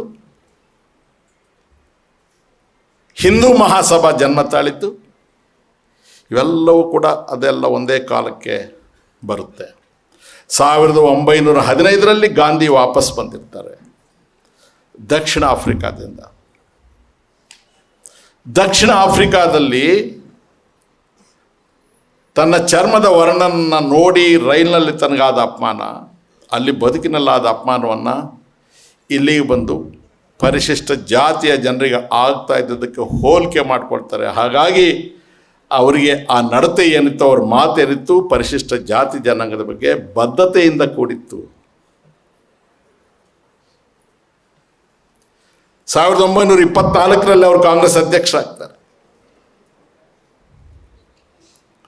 ನೆಹರು ಅವರು 1912ರಲ್ಲಿ ಸ್ವದೇಶಕ್ಕೆ ಬಂದಿರ್ತಾರೆ. ಸುಭಾಷ್ ಚಂದ್ರ ಬೋಸ್ ಅವರು ಅನಂತರ 2 ವರ್ಷಕ್ಕೆ ಬರ್ತಾರೆ. ನೆಹರೂರವರು, ಸುಭಾಷ್ ಚಂದ್ರ ಬೋಸ್ ಇವರು ಯಾರೂ ಕೂಡ ನಿರ್ಗತಿಕರಾಗಿರಲಿಲ್ಲಪ್ಪ. ಸರ್ದಾರ್ ಪಟೇಲ್ರು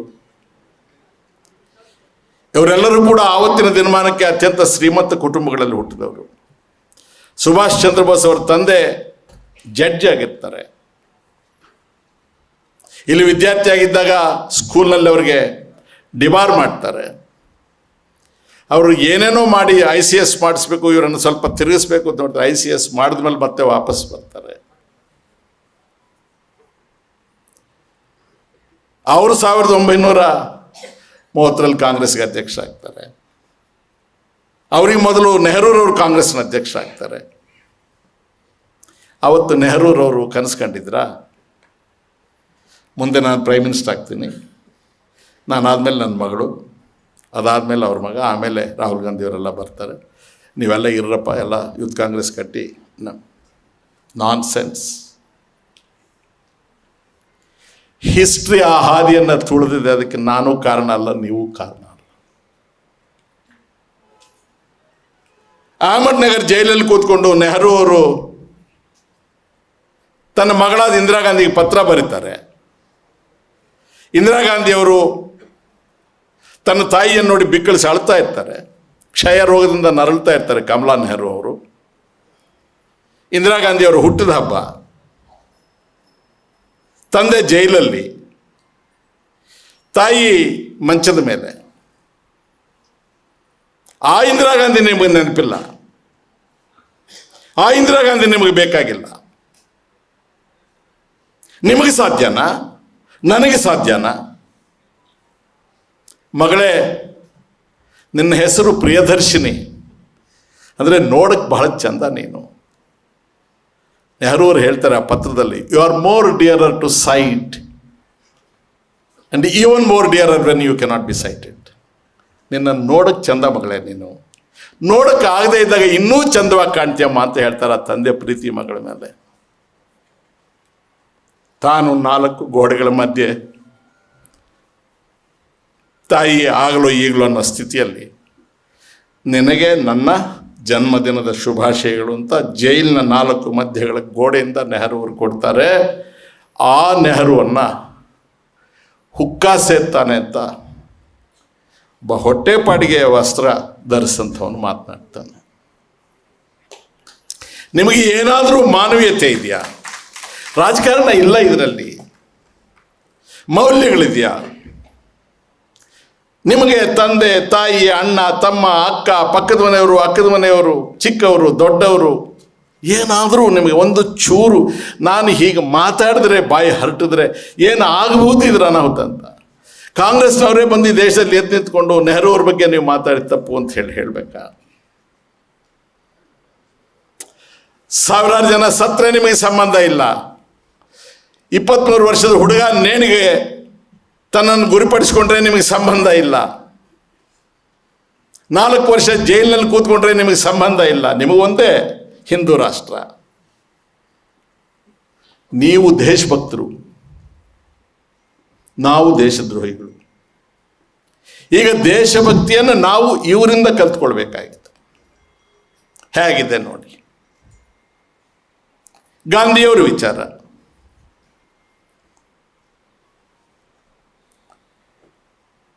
ಡೀಟೇಲ್ಸ್ಗೆ ಆಮೇಲೆ ಇನ್ನೂ ಕೆಲವು ವಿಚಾರ ಇದೆ ಮಾತಾಡೋದು. ಆತ ಎಷ್ಟು ಸ್ಟ್ರಿಕ್ಟ್ ಅಂದರೆ ಗಾಂಧಿ ಹುಚ್ಚ ಆತ. ಕ್ವಿಟ್ ಇಂಡಿಯಾ ಮೂವ್ಮೆಂಟ್ ಕಾಲ್ ಕೊಟ್ಬಿಡ್ತಾರೆ, ಇವರನ್ನು ಅರೆಸ್ಟ್ ಮಾಡಿಬಿಡ್ತಾರೆ. ಯಾರು ಲೀಡ್ ಮಾಡೋರು ಯಾರು ಇಲ್ವಲ್ಲ ಅಂತ ಎಲ್ಲ ಕಡೆ ಗಾಬರಿ ಆಗ್ತಾರೆ. ಬಾಂಬೆಲಿರ್ತಾರೆ, ಶಿವಾಜಿ ಪಾರ್ಕಲ್ಲಿ ಮೀಟಿಂಗ್ ಅಡ್ರೆಸ್ ಮಾಡಿ ಮೊದಲನೇ ಬಾರಿಗೆ ಕಸ್ತೂರ್ಬಾ ಗಾಂಧಿ ಅವರು ಹೊರಗೆ ಬರ್ತಾರೆ. ನಾನು ಅಡ್ರೆಸ್ ಮಾಡ್ತೇನೆ ಇವತ್ತು ಮೀಟಿಂಗು ಗಾಂಧಿಯವ್ರ ಪರವಾಗಿ ಅಂತ ಹೇಳ್ತಾರೆ. ಅಲ್ಲಿ ಅವರಿಗೆ ಕಸ್ತೂರ್ಬಾ ಎಂದೂ ಸಾರ್ವಜನಿಕ ಜೀವನಕ್ಕೆ ಬಂದವರಲ್ಲ, ಗೃಹಿಣಿ. ಈ ಚಾಲೆಂಜಸ್ ಬಂದಾಗ ದೇಶಕ್ಕಾಗಿ ಅವ್ರು ಹೇಗೆ ಬದುಕಿದ್ರು ಅಂತ ಬರ್ತಾರೆ, ಅವ್ರನ್ನೂ ಅರೆಸ್ಟ್ ಮಾಡ್ತಾರೆ. ಅವರಿಗೆ ಡಯರಿ ಆಗುತ್ತೆ ಪೊಲೀಸ್ ಸ್ಟೇಷನ್ನಲ್ಲಿದ್ದಾಗ. ಆಪಲ್ ತಂದು ಕೊಡಬೇಕು, ಸ್ವಲ್ಪ ತಿಂದರೆ ಇದಾಗುತ್ತೆ ಅಂದರೆ ಆಪಲ್ ತಂದು ಕೊಡೋದಿಲ್ಲ. ಗಾಂಧಿಯವರನ್ನು ಅರೆಸ್ಟ್ ಮಾಡಿದ ಮೇಲೆ ಪೂನಾದ ಹತ್ರ ಆಗಾ ಖಾನ್ ಪ್ಯಾಲೇಸಲ್ಲಿ ಜೈಲಿನಲ್ಲಿ ಇಟ್ಟಿರ್ತಾರೆ. ಕಸ್ತೂರ್ಬಾ ಗಾಂಧಿಯವರನ್ನು ಅಲ್ಲಿಗೆ ಕರ್ಕೊಂಡು ಹೋಗ್ತಾರೆ, ಆಗಾ ಖಾನ್ ಪ್ಯಾಲೇಸಿಗೆ ಕರ್ಕೊಂಡು ಹೋಗ್ತಾರೆ.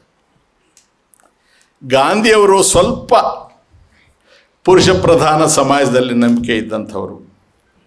ಸೊಕ್ಕು ಎಲ್ಲೋ ಒಂದು ಕಡೆಗೆ ನಾನೇ ಹೋರಾಟಗಾರ, ಈ ಹೆಣ್ಮಗಳು ಇವಳೇನು ಹೋರಾಟ ಮಾಡ್ತಾಳೆ ಅನ್ನತಕ್ಕಂಥ ಒಂದು ರೀತಿಯ ಹಗುರವಾದಂಥ ಭಾವನೆ.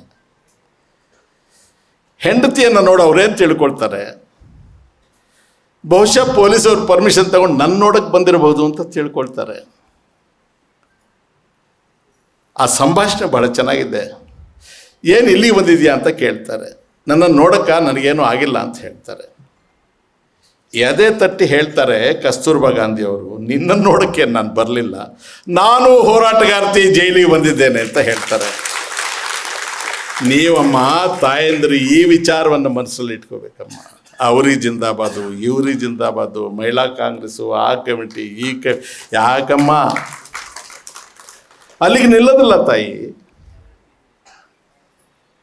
ಗಾಂಧಿಯವರೊಂದು ಬ್ಯಾಡ್ಜ್ ಕೊಟ್ಟಿರ್ತಾರೆ, ಒಂದು ಸ್ಲೋಗನ್, ಡೂ ಆರ್ ಡೈ, ದುಡಿ ಅಥವಾ ಮಡಿ. ಕಸ್ತೂರ್ಬಾ ಅವರ ಎದೆ ಮೇಲೆ ಆ ಬ್ಯಾಡ್ಜ್ ಇರುತ್ತೆ.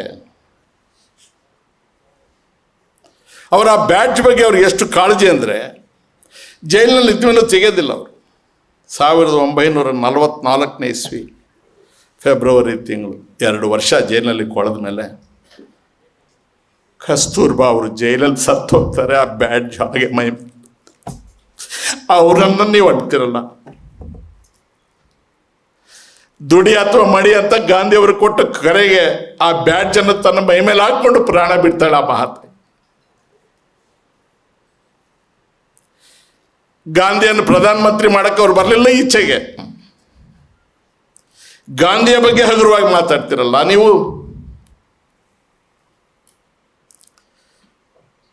ನೀವು ಮನುಷ್ಯರ ಅಥವಾ ನರರೂಪ ರಾಕ್ಷಸರ? ನಿಮಗೆ ನೀವೇ ಪ್ರಶ್ನೆ ಹಾಕ್ಕೊಳ್ಳಿ. ತನ್ನ ಹಿರೇಮಗ ಹರಿಲಾಲ್ ಗಾಂಧಿ ಚರಿತ್ರೆಯನ್ನು ಕಳ್ಕೊಂಡ್ಬಿಡ್ತಾನೆ. ಕೆಟ್ಟ ಚಾಳಿಗಳಿಗೆ ಗುಲಾಮ್ನಾಗ್ತಾನೆ. ತಾಯಿ ಕರಳು 2-3 ಸಲ ಅವ್ರ ಮಧ್ಯಸ್ಥಿಕೆ ವಹಿಸಿದಾಗ ಗಾಂಧಿ ಕ್ಷಮಿಸ್ತಾರೆ, ಕಡೆಗೆ ಒಪ್ಪೋದಿಲ್ಲ, ಹೊರಗಾಗ್ತಾರೆ ಅವನು. ಗಾಂಧಿ ಸತ್ತು ಅಂತಿಮ ಶವಯಾತ್ರೆ ಹೋಗುವಾಗ ಲಕ್ಷಾಂತರ ಜನ ಹೋಗ್ತಾ ಇದ್ರೆ ಇವನು ಆ ಜನರ ಮಧ್ಯೆ ಓಡ್ತಾನೆ. ಹರಿಲಾಲ್ ಗಾಂಧಿ ನಮ್ಮಪ್ಪ ಮೈ ಫಾದರ್ ಅಂತಾನೆ. ಆ ಜನಸಂದ್ರಣೆಯಲ್ಲಿರೋರು ನಿನಗೊಬ್ಬನಿಗೆ ಏನು ಹೋಗೋ, ನಮಗೂ ಅಪ್ಪ ಅಂತ ತಳ್ತಾರೆ ಅವನ್ನ. ಅವನು ಗಾಂಧಿ ಮಗ ಅಂತ ಕೂಡ ಯಾರಿಗೂ ಗುರ್ತು ಸಿಗೋದಿಲ್ಲ. ನನ್ನ ಪಾರ್ಥಿವ ಶರೀರದ ಹತ್ರ ಕೂಡ ನನ್ನ ಮಗ ಬರಬಾರ್ದು ಅಂತಕ್ಕಂಥ ನಿಶ್ಚಯ. ಅದಕ್ಕೆ ಅವರು ಮಹಾತ್ಮ, ಗೊತ್ತಾಯ್ತಾ? ನಾವು ನೀವು ಕೊಟ್ಟ ಟೈಟ್ಲ್ ಅಲ್ಲ ಇದು. ಆತನ ನಡತೆ, ಆತನಿಗೆ ಈ ಸಮಾಜ ಕೊಟ್ಟಂತಹ ಗೌರವ ಅದು. ಹೇಗೆ ಗಾಂಧಿ ಸತ್ತದ್ದು? ಆಕ್ಸಿಡೆಂಟ್ ಆಯ್ತಾ? ಹಾರ್ಟ್ ಅಟ್ಯಾಕ್ ಆಗಿತ್ತ? ಕ್ಯಾನ್ಸರ್ ಬಂದಿತ್ತ? ಅವರು ರಾಮ ಭಕ್ತ. ಈಶ್ವರ ಅಲ್ಲ ತೇರೋ ನಾಮ್ ಸಬ್ಕೋ ಸನ್ಮತಿ ದೇ ಭಗವಾನ್, ಇದೇ ಆತ್ಮ ಪ್ರಾರ್ಥನೆ. ರಘುಪತಿ ರಾಘವ ರಾಜಾರಾಮ್ ಪತಿತ ಪಾವನ ಸೀತಾರಾಮ್. ಇನ್ನು ಗಾಂಧಿಗಿಂತ ದೊಡ್ಡ ರಾಮ ಭಕ್ತರನ್ನು ಈ ದೇಶದಲ್ಲಿ ಎಲ್ಲಿ ತರ್ತೀರಿ? ಆದರೆ ಆತ ರಾಮನಿಂದ ದೂರ ಆಗಿಬಿಟ್ಟ. ಈಗ ಪ್ರಾರ್ಥನೆ ಮುಗಿಸ್ಕೊಂಡು ಬರ್ತಾ ಇದ್ದಾರೆ. ನಾನು ಹೋಗಿ ನಿಂತು ನಮಸ್ಕಾರ ಮಾಡ್ತೇನೆ. ಯಾರೋ ಅಭಿಮಾನಿಗಳು ಬಗ್ಗೆ ನಮಸ್ಕಾರ ಮಾಡ್ತಾ ಇದ್ದಾನೆ ಅಂತ ಪ್ರತಿ ನಮಸ್ಕಾರ ಮಾಡ್ತಾರೆ. ನಮಸ್ಕಾರಪ್ಪ, ನಿನ್ನ 2 ಕೈಗಳ ಮಧ್ಯೆ ಪಿಸ್ತೂಲ್ ಇದೆ. ಭಕ್ತನಂಗೆ ನಟಿಸಿ ಬಗ್ಗೆ ನಮಸ್ಕಾರ ಮಾಡಿ ಬಚ್ಚಿಟ್ಕೊಂಡ ಪಿಸ್ತೂಲ್ನಿಂದ 40 kg ಜಾಸ್ತಿ ಇಲ್ಲ ಅಂಥ ಮುದುಕನನ್ನು ಕೊಂದೆ ನೀನು. ಗಾಂಧಿಯನ್ನಲ್ಲ, ಒಬ್ಬ ಮುದುಕನನ್ನು ಕೊಂದೆ ನೀನು. ಇವತ್ತು ಆರಾಧಕ. ನೆನ್ನೆ ಪೇಪರಲ್ಲಿ ನೋಡಿದೆ, ಮಧ್ಯಪ್ರದೇಶದಲ್ಲಿ ಒಂದೇನೋ ದೇವಸ್ಥಾನ ಕಟ್ತಾರಂತೆ ಗೋಡ್ಸೆದು. ನಾನು ರಾಜಕಾರಣ ಮಾತಾಡ್ತಾ ಇಲ್ಲ. ಒಬ್ಬ ನಿರಾಯುಧ ಮನುಷ್ಯನನ್ನ, ಆರೋಗ್ಯವಾಗಿರೋ ಒಬ್ಬ ಯುವಕ ಹೋಗಿ ವಂಚಿಸಿ ಹತ್ಯೆ ಮಾಡಿ, ಅವನು ನಮಗೆ ಮಾರ್ಗದರ್ಶಕನಂತೆ, ನಮ್ಮ ಸಮಾಜಕ್ಕೆ ಅವನು ರೋಲ್ ಮಾಡೆಲ್ ಆಗಬೇಕು. ಇದು ಯಾರ ಸಿದ್ಧಾಂತ? ನಿನ್ನದ, ನನ್ನದ? ಇದಕ್ಕೆ ನಿನ್ನ ಉತ್ತರ? ಯಾಕೆ ಕೊಂದ್ರಿ ಗಾಂಧಿನ? ಏನು ನಿನಗೆ ಅದರಿಂದ ಆದ ಲಾಭ? ಗಾಂಧಿಯನ್ನು ಕೊಲ್ಲೋದು, ಗಾಂಧಿಯ ತತ್ವಗಳನ್ನು ಕೊಲ್ಲೋದು ಬೇರೆ ಬೇರೆ. ಗಾಂಧಿಯ ತತ್ವ, ಭಗತ್ ಸಿಂಗ್ನ ರಕ್ತ, ಜಲಿಯನ್ ವಾಲಾಬಾಗ್ನಲ್ಲಿ ಸತ್ತವರ ರಕ್ತ ಈ ಭೂಮಿ ಮೇಲೆ ಹರಿತಾ ಇದೆ. ಇಂದು ಆಡಳಿತದ ಚುಕ್ಕಾಣಿ ಹಿಡಿದಿರ್ತಕ್ಕಂಥ ನಿಮಗೆ ನಾನು ಹೇಳ ಬಯಸ್ತೇನೆ, ನಿಮ್ಮ ವಿಹಾರ ನೌಕೆ ಇವತ್ತು ಏನು ಓಡಾಡ್ತಾ ಇದೆ, ಇದು ನಮ್ಮ ರಕ್ತದ ಮಡುವಿನಲ್ಲಿ ವಿಹಾರ ಮಾಡ್ತಾ ಇರ್ತಕ್ಕಂಥ ದೋಣಿ. ಇದು ಜ್ಞಾಪಕ ಇರಲಿ. ಇದು ನಿಮ್ಮ ಅಜ್ಜ ಸಂಪಾದನೆ ಮಾಡಿದ್ದಲ್ಲ, ನಿಮ್ಮ ತ್ಯಾಗದಿಂದ ಆದದ್ದಲ್ಲ, ನಮ್ಮ ಪರಿಶ್ರಮದಿಂದ ಆದದ್ದು. ಇತಿಹಾಸವನ್ನು ಬಚ್ಚಿಡೋದಕ್ಕೆ ಹೊರಟಿದ್ದೀರಿ. ಇದು ಒಂದು ಕಾಲ, ಎಷ್ಟು ದಿವಸ ನಡೆಯುತ್ತೋ ನಡೀಲಿ.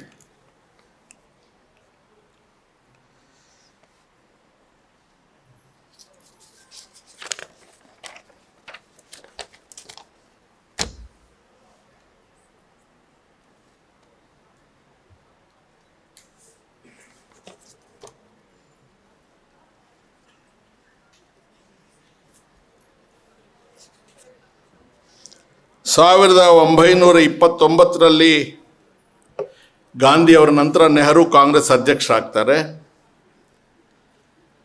ಅವರು ಲಾಹೋರ್ ಕಾಂಗ್ರೆಸ್ ಸಮಾವೇಶದಲ್ಲಿ ಪೂರ್ಣ ಸ್ವರಾಜ್ಯವನ್ನು ಡಿಕ್ಲೇರ್ ಮಾಡ್ತಾರೆ, ರಾಜಿ ಇಲ್ಲ ಅಂತಾರೆ. 26/6/1930 ಗಡುವು ಕೊಟ್ಟು ಬಿಡ್ತಾರೆ. ಅಷ್ಟರೊಳಗೆ ನಾವು ಇಂಡಿಪೆಂಡೆಂಟ್ ಆಗಬೇಕು, ಸ್ವತಂತ್ರ ಭಾರತ ಆಗಬೇಕು ಅಂತ ಹೇಳ್ತಾರೆ. ಅದರ ಪರಿಣಾಮ ಏನಾಗುತ್ತೆ? ಗವರ್ನಮೆಂಟ್ ಆಫ್ ಇಂಡಿಯಾ ಆ್ಯಕ್ಟ್ ಬರುತ್ತೆ. ಚಳುವಳಿ ಬಹಳ ತೀವ್ರಗೊಳ್ಳುತ್ತೆ. ನಿಭಾಯಿಸೋಕ್ಕಾಗೋದಿಲ್ಲ ಇಂಗ್ಲೀಷರ ಕೈಯಲ್ಲಿ. ಬಗ್ತಾರೆ ಚುನಾವಣೆಗಳಿಗೆ. ಮತ್ತು ಆಡಳಿತದಲ್ಲಿ ಒಂದು ಸ್ವಲ್ಪ ಮುಂದೆ ಹೋಗಿ ಪ್ರಾವಿನ್ಷಿಯಲ್ ಸ್ಟೇಟ್ಸ್ ಅಂತ ಕರೀತಾರೆ. ಅಲ್ಲಿ ಇವ್ರಿಗೆ ಭಾಗವಹಿಸೋದಕ್ಕೆ ಅವಕಾಶ ಕೊಡ್ತಾರೆ. ಕಾಂಗ್ರೆಸ್ ಪಕ್ಷ ಎಲ್ಲ ರಾಜ್ಯಗಳಲ್ಲಿ ಗೆಲ್ಲುತ್ತೆ. ಮುಸ್ಲಿಂ ಲೀಗ್ ಆವತ್ತೇ ಫೈಟ್ ಮಾಡಿದ್ರು. ಮುಸ್ಲಿಂ ಮತದಾರರಿದ್ದರೂ ಕೂಡ ಒಂದು ರಾಜ್ಯದಲ್ಲೂ ಕೂಡ ಒಬ್ಬರು ಕೂಡ ಮುಸ್ಲಿಂ ಲೀಗ್ ಅಧಿಕಾರಕ್ಕೆ ಬರೋಕ್ಕಾಗಲಿಲ್ಲ. ಇಸ್ಲಾಂ ಧರ್ಮವನ್ನು ನಂಬಿದ್ದಾರೆ, ಭಾರತ ಭೂಮಿಯನ್ನು ನಂಬಿದ್ದಾರೆ. ಅವರು ಆವತ್ತೂ ಕೂಡ ಮುಸ್ಲಿಮಿಗೆ ಮತ ಕೊಡಲಿಲ್ಲ, ಕಾಂಗ್ರೆಸ್ಸಿಗೆ ಮತ ಕೊಟ್ಟಿದ್ದಾರೆ. ಈ ಸತ್ಯ ನಾವು ನೆನಪಿಟ್ಕೊಳ್ಬೇಕು. ಇದಾದ ಮೇಲೆ ಪ್ರಪಂಚ ಮಹಾಯುದ್ಧಕ್ಕೆ ಮೊದಲು, 2ನೇ ವರ್ಲ್ಡ್ ವಾರ್ ಮೊದಲು, ಅಂದಿನ ಪ್ರಧಾನಮಂತ್ರಿ ವಿನ್ಸ್ಟನ್ ಚರ್ಚಿಲ್ ಅವರು, ಮಹಾಕ್ರೂರ್ಯಾತ, ಇಂಗ್ಲಿಷ್ ದೇಶದ ಗ್ರೇಟ್ ಬ್ರಿಟನ್ನ ಪ್ರಧಾನಮಂತ್ರಿ, ತನ್ನ ಕಾರ್ಮಿಕ ಮಂತ್ರಿಯನ್ನು ಭಾರತ ದೇಶಕ್ಕೆ ಕಳಿಸ್ತಾನೆ. ಆತ ಸ್ವಲ್ಪ ಎಡಪಂಥೀಯ ಒಲವಿದ್ದವನು, ಆದರೆ ಪ್ರಧಾನಮಂತ್ರಿಯನ್ನು ಇದು ಮಾಡಬೇಕು. ಮಹಾಯುದ್ಧದಲ್ಲಿ ಕಾಂಗ್ರೆಸ್ ಪಕ್ಷ ನಮಗೆ ಸಹಕಾರ ಕೊಡಬೇಕು, ಹಾಗಿದ್ದಲ್ಲಿ ನಾವು ನಿಮಗೆ ಪೂರ್ಣ ಸ್ವಾತಂತ್ರ್ಯ ಕೊಡ್ತೇವೆ ಅಂತ ಗಾಂಧೀಜಿಯವರ ನೇತೃತ್ವದಲ್ಲಿ, ನಿನ್ನ ಹಂಗಿನ ದಾನ ನಮಗೆ ಬೇಡ, ಈ ವಿಶ್ವ ಯುದ್ಧ ನೀವೇನು ಮಾಡಲು ಹೊರಟಿದ್ರಿ ಇದಕ್ಕೆ ನಮ್ಮ ಸಹಮತ ಇಲ್ಲ,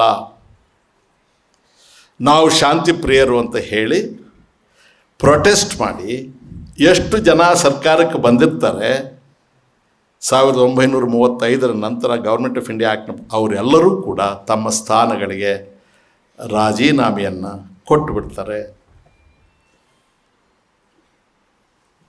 ಈ ಹಂತ ದಾಟಿದ ಮೇಲೆ ನಾವು ದಂಡಿ ಚಳುವಳಿಗೆ ಬರ್ತೀವಿ.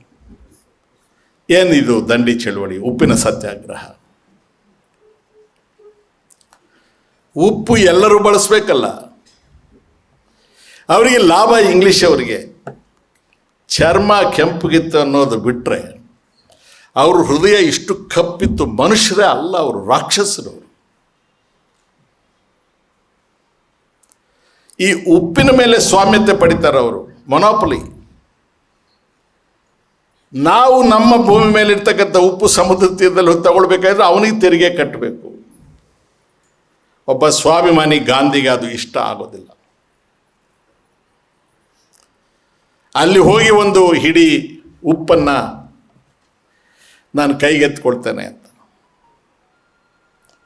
ಆಗ ಗಾಂಧಿಯವರೊಂದು ಮಾತು ಹೇಳ್ತಾರೆ, ಸಿವಿಲ್ ಡಿಸೊಬೀಡಿಯನ್ಸ್, ಅಸಹಕಾರ ಚಳುವಳಿ, it is civil disobedience to immoral statutory orders.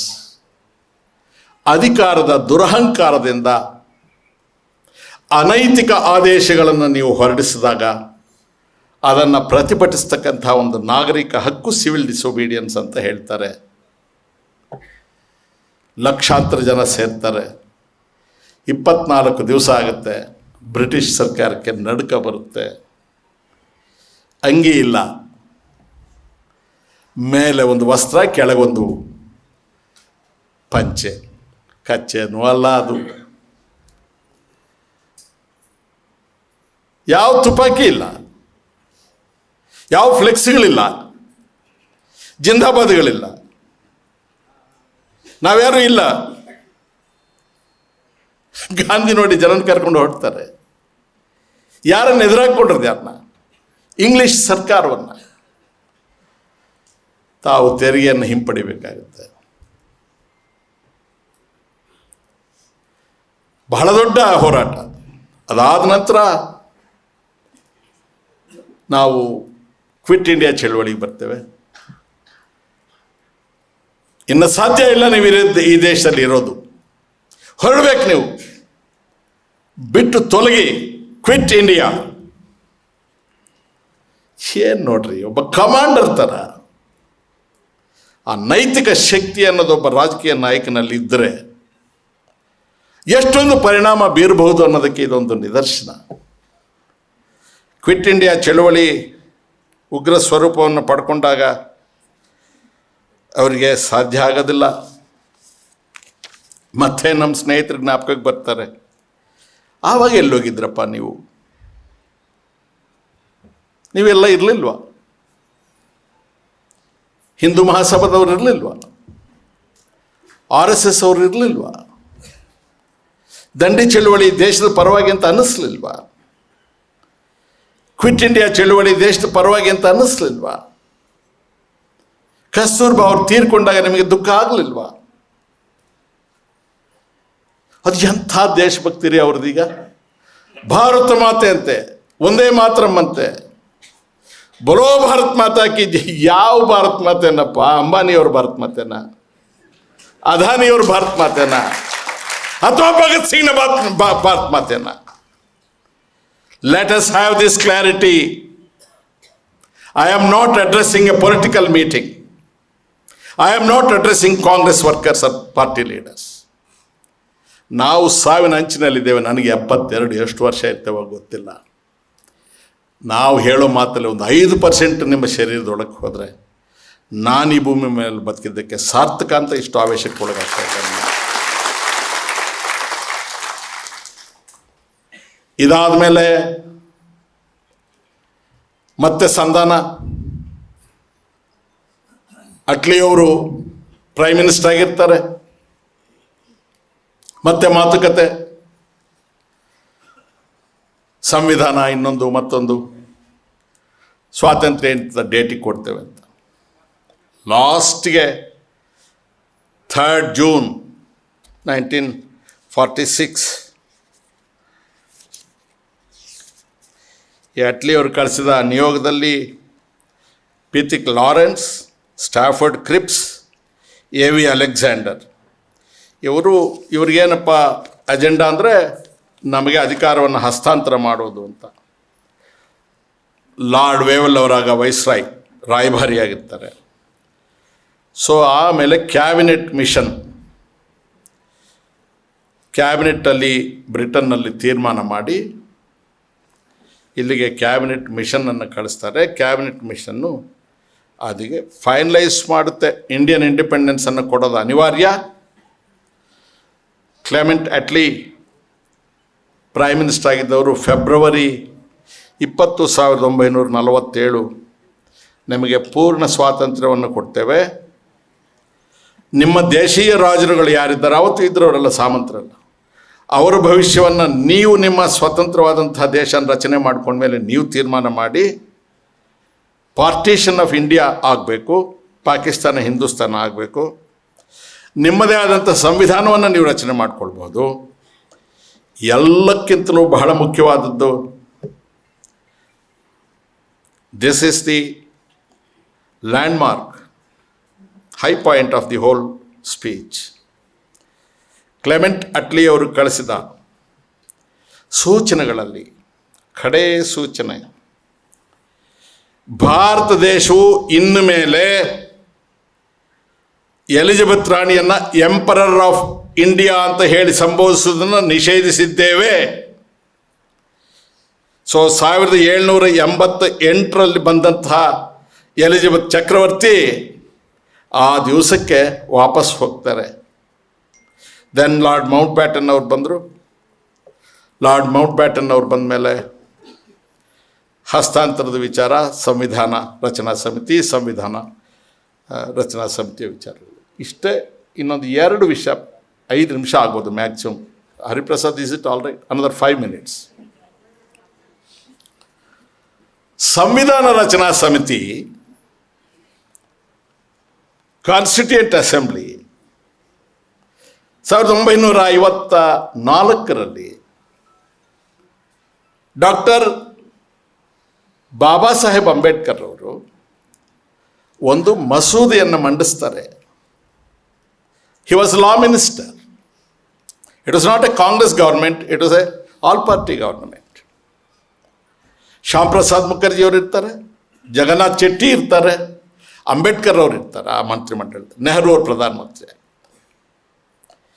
ಏನು ಆ ಮಸೂದೆ ಅಂದರೆ, it's called Hindu code bill. Hindu code ಬಿಲ್ನಲ್ಲಿ ಏನು ಪ್ರಮುಖವಾದ ಅಂಶಗಳು? ಮೊದಲನೆಯದು, ಹೆಣ್ಣು ಮಕ್ಕಳಿಗೆ ಈ ದೇಶದಲ್ಲಿ, ಪರಿಶಿಷ್ಟ ಜಾತಿಯವರಿಗಲ್ಲ, ಇಡೀ ಹೆಣ್ಣು ಮಕ್ಕಳಿಗೆ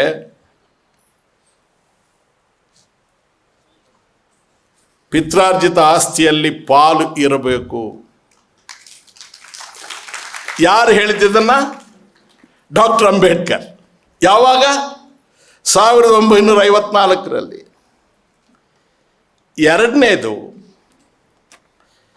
ಈ ವಿಧವಾ ಪದ್ಧತಿಯನ್ನು ಘೋಷಣೆ ಮಾಡಿ ಇದೆಲ್ಲ ಧರ್ಮದಲ್ಲಿ ಹೇಳಿದೆ ಅಂತ ಹೇಳಿ ಹೆಣ್ಣು ಮಕ್ಕಳ ಬಾಳನ್ನು ಕತ್ತಲಾಗಿಸಿದ್ರಲ್ಲ, ಹೆಣ್ಣು ಮಕ್ಕಳಿಗೂ ಕೂಡ ಅಕಾಲಿಕವಾಗಿ ತಾನು ಮದುವೆ ಆದಂಥ ಗಂಡ ತೀರ್ಕೊಂಡ್ರೆ ಪುನರ್ವಿವಾಹದ ಹಕ್ಕಿರಬೇಕು. ಯಾರ ಪರವಾಗಿ? ನಿಮ್ಮೆಲ್ಲರ ಪರವಾಗಮ್ಮ. ದ ಮೋಸ್ಟ್ ಇಂಪಾರ್ಟೆಂಟ್ ಥಿಂಗ್, ಯಾವುದೇ ಒಬ್ಬ ಪುರುಷ ತನಗೆ ವಿವಾಹ ಆಗಿದ್ದುಕೊಂಡು ಇನ್ನೊಂದು ಹೆಣ್ಣು ಮಗಳ ಜೊತೆಗೆ ವಿವಾಹೇತರ ಸಂಬಂಧವನ್ನು ಇಟ್ಕೊಂಡು ಆ ಹೆಣ್ಣಿಗೆ ಒಂದು ಮಗುವಾದರೆ ಆ ಮಗುವಿನ ಜವಾಬ್ದಾರಿಯನ್ನು ಅವನೇ ತೆಗೆದುಕೊಳ್ಬೇಕು, ಅವನ ಆಸ್ತಿಯಲ್ಲಿ ಆ ಮಗುವಿಗೆ ಹಕ್ಕು ಕೊಡಬೇಕು ಅಂತ ಹೇಳ್ತಾರೆ. ನಿಮ್ಗೆ ಅರ್ಥ ಆಗಲಿಲ್ವಾ? ನಾವೇನಂತ ಕರಿತೀವ ಮಕ್ಕಳಿಗೆ? ಅವನ ತಂದೆ ಒಪ್ಕೊಳ್ಳೋದಿಲ್ಲ, ಅವ್ರ ಅಮ್ಮನಿಗೆ ಅವನ ಜೊತೆ ಲಗ್ನ ಆಗಿಲ್ಲ, ಅವನಿಗೆ ಇನ್ನೊಬ್ಬ ಹೆಂಡತಿ ಇದ್ದಾಳೆ. ಅವನು ತೀಟಾಗಿ ಈ ಹೆಣ್ಮಗಳ ಜೊತೆಗೆ ಸಂಪರ್ಕ ಇಟ್ಕೊಂಡ. ನಾವು ಆ ಮಗು ಓಡಾಡಬೇಕಾಗಿದ್ದರೆ ಅವನಿಗೇನಂತ ಕರಿತೇವೆ ಹೇಳಿ? ಪರವಾಗಿಲ್ಲ, ಪರವಾಗಿಲ್ಲ, ಕನ್ನಡದಲ್ಲಿ ಹೇಳಿ.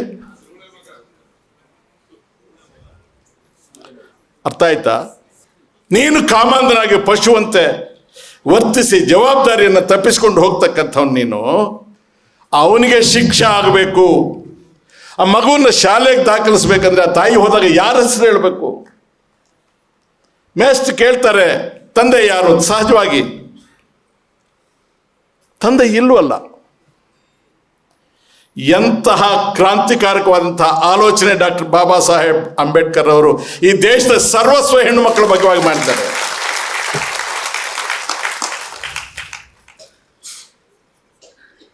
ಆ ದಿವಸ ಹೊರಗಡೆ ನಿಂತು ಹಿಂದೂ ಮಹಾಸಭಾ ಅಂತ ಹೇಳಿ ಗಲಾಟೆ ಮಾಡಿದ್ರಿ. ಹಿಂದೂ ಕೋಡ್ ಬಿಲ್ಲನ್ನು ಒಬ್ಬ ಪರಿಶಿಷ್ಟ ಜಾತಿಯವನು, ಒಬ್ಬ ಶೆಡ್ಯೂಲ್ ಕಾಸ್ಟ್ನವನು, ಒಬ್ಬ ಹೊಲೆಯರವನೇನು ಹೇಳೋದು ನಮಗೆ ಹಿಂದೂಗಳಿಗೆ ನಮ್ಮ ಧರ್ಮ ಏನು ಅಂತ ಅವನ್ಯಾರು ತಿದ್ದುಪಡಿ ತರೋದಕ್ಕೆ ಅಂತ ಗಲಾಟೆ ಮಾಡಿ ಹೊಲೆಯ ಅಂತ ಮಾತಾಡಿದ್ರಿ ಅಂಬೇಡ್ಕರ್ ಅವರನ್ನ. ಆಗ್ತಾನೆ ಸ್ವಾತಂತ್ರ್ಯ ಬಂದಿದೆ. ನೆಹರೂರವರು ಅಂಜಿಬಿಟ್ರು. ಅಂಬೇಡ್ಕರ್ ಅವರು ಹೇಳ್ತಾರೆ, ನಿಮ್ಗೆ ಕೈ ಮುಗಿದು ಕೇಳ್ಕೊಳ್ತಾನೆ ವಿಧೇಯಕವನ್ನು ಹಿಂಪಡೀರಿ ಅಂತ. ಅಂಬೇಡ್ಕರ್ ಅವರು ರಾಜೀನಾಮೆ ಕಳಿಸ್ತಾರೆ, ವಿಧೇಯಕವನ್ನು ಹಿಂದೆ ಪಡೆಯೋದಿಲ್ಲ. ನೀವು ಅಂಬೇಡ್ಕರ್ ಅವರನ್ನು ಹಿಂದೂಗಳ ವಿಚಾರ ಮಾತಾಡೋದಕ್ಕೆ ನೀನ್ಯಾರು ಅಂತ ಕೇಳಿದವರು ಈಗ ಪರಿಶಿಷ್ಟ ಜಾತಿ ಅಂದರೆ ಬಹಳ ಪ್ರೀತಿನಂತೆ ಮೋದಿಯವರಿಗೆ. ಅದೆಷ್ಟು ಪ್ರೀತಿಯಪ್ಪ ಗೊತ್ತಿಲ್ಲ.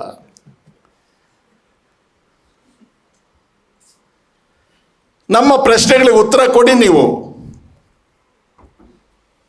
1925ರಲ್ಲಿ ಡಾಕ್ಟರ್ ಬಿ ಆರ್ ಅಂಬೇಡ್ಕರ್ ಅವರು ಮನುಸ್ಮೃತಿಯನ್ನು ಯಾಕೆ ದಹನ ಮಾಡಿದರು? 1954ರಲ್ಲಿ ನೀವು ಹಿಂದೂ ಕೋಡ್ ಬಿಲ್ಲನ್ನು ಯಾಕೆ ವಿರೋಧ ಮಾಡಿದ್ರಿ? ದಯಮಾಡಿ ಹೇಳಿ. ಹಿಂದುವಾಗಿ ಹುಟ್ಟೋದು ನಾನು ತಪ್ಪಿಸೋದು ಸಾಧ್ಯ ಇರಲಿಲ್ಲ, ಹಿಂದುವಾಗಿ ನಾನು ಸಾಯೋದಿಲ್ಲ, ಬೌದ್ಧ ಧರ್ಮವನ್ನು ಸ್ವೀಕಾರ ಮಾಡ್ತೇನೆ ಅಂತ ಹೇಳಿದ್ರಲ್ಲ, ಅದಕ್ಕೆ ಕಾರಣ ಏನು ಹೇಳ್ತೀರಾ?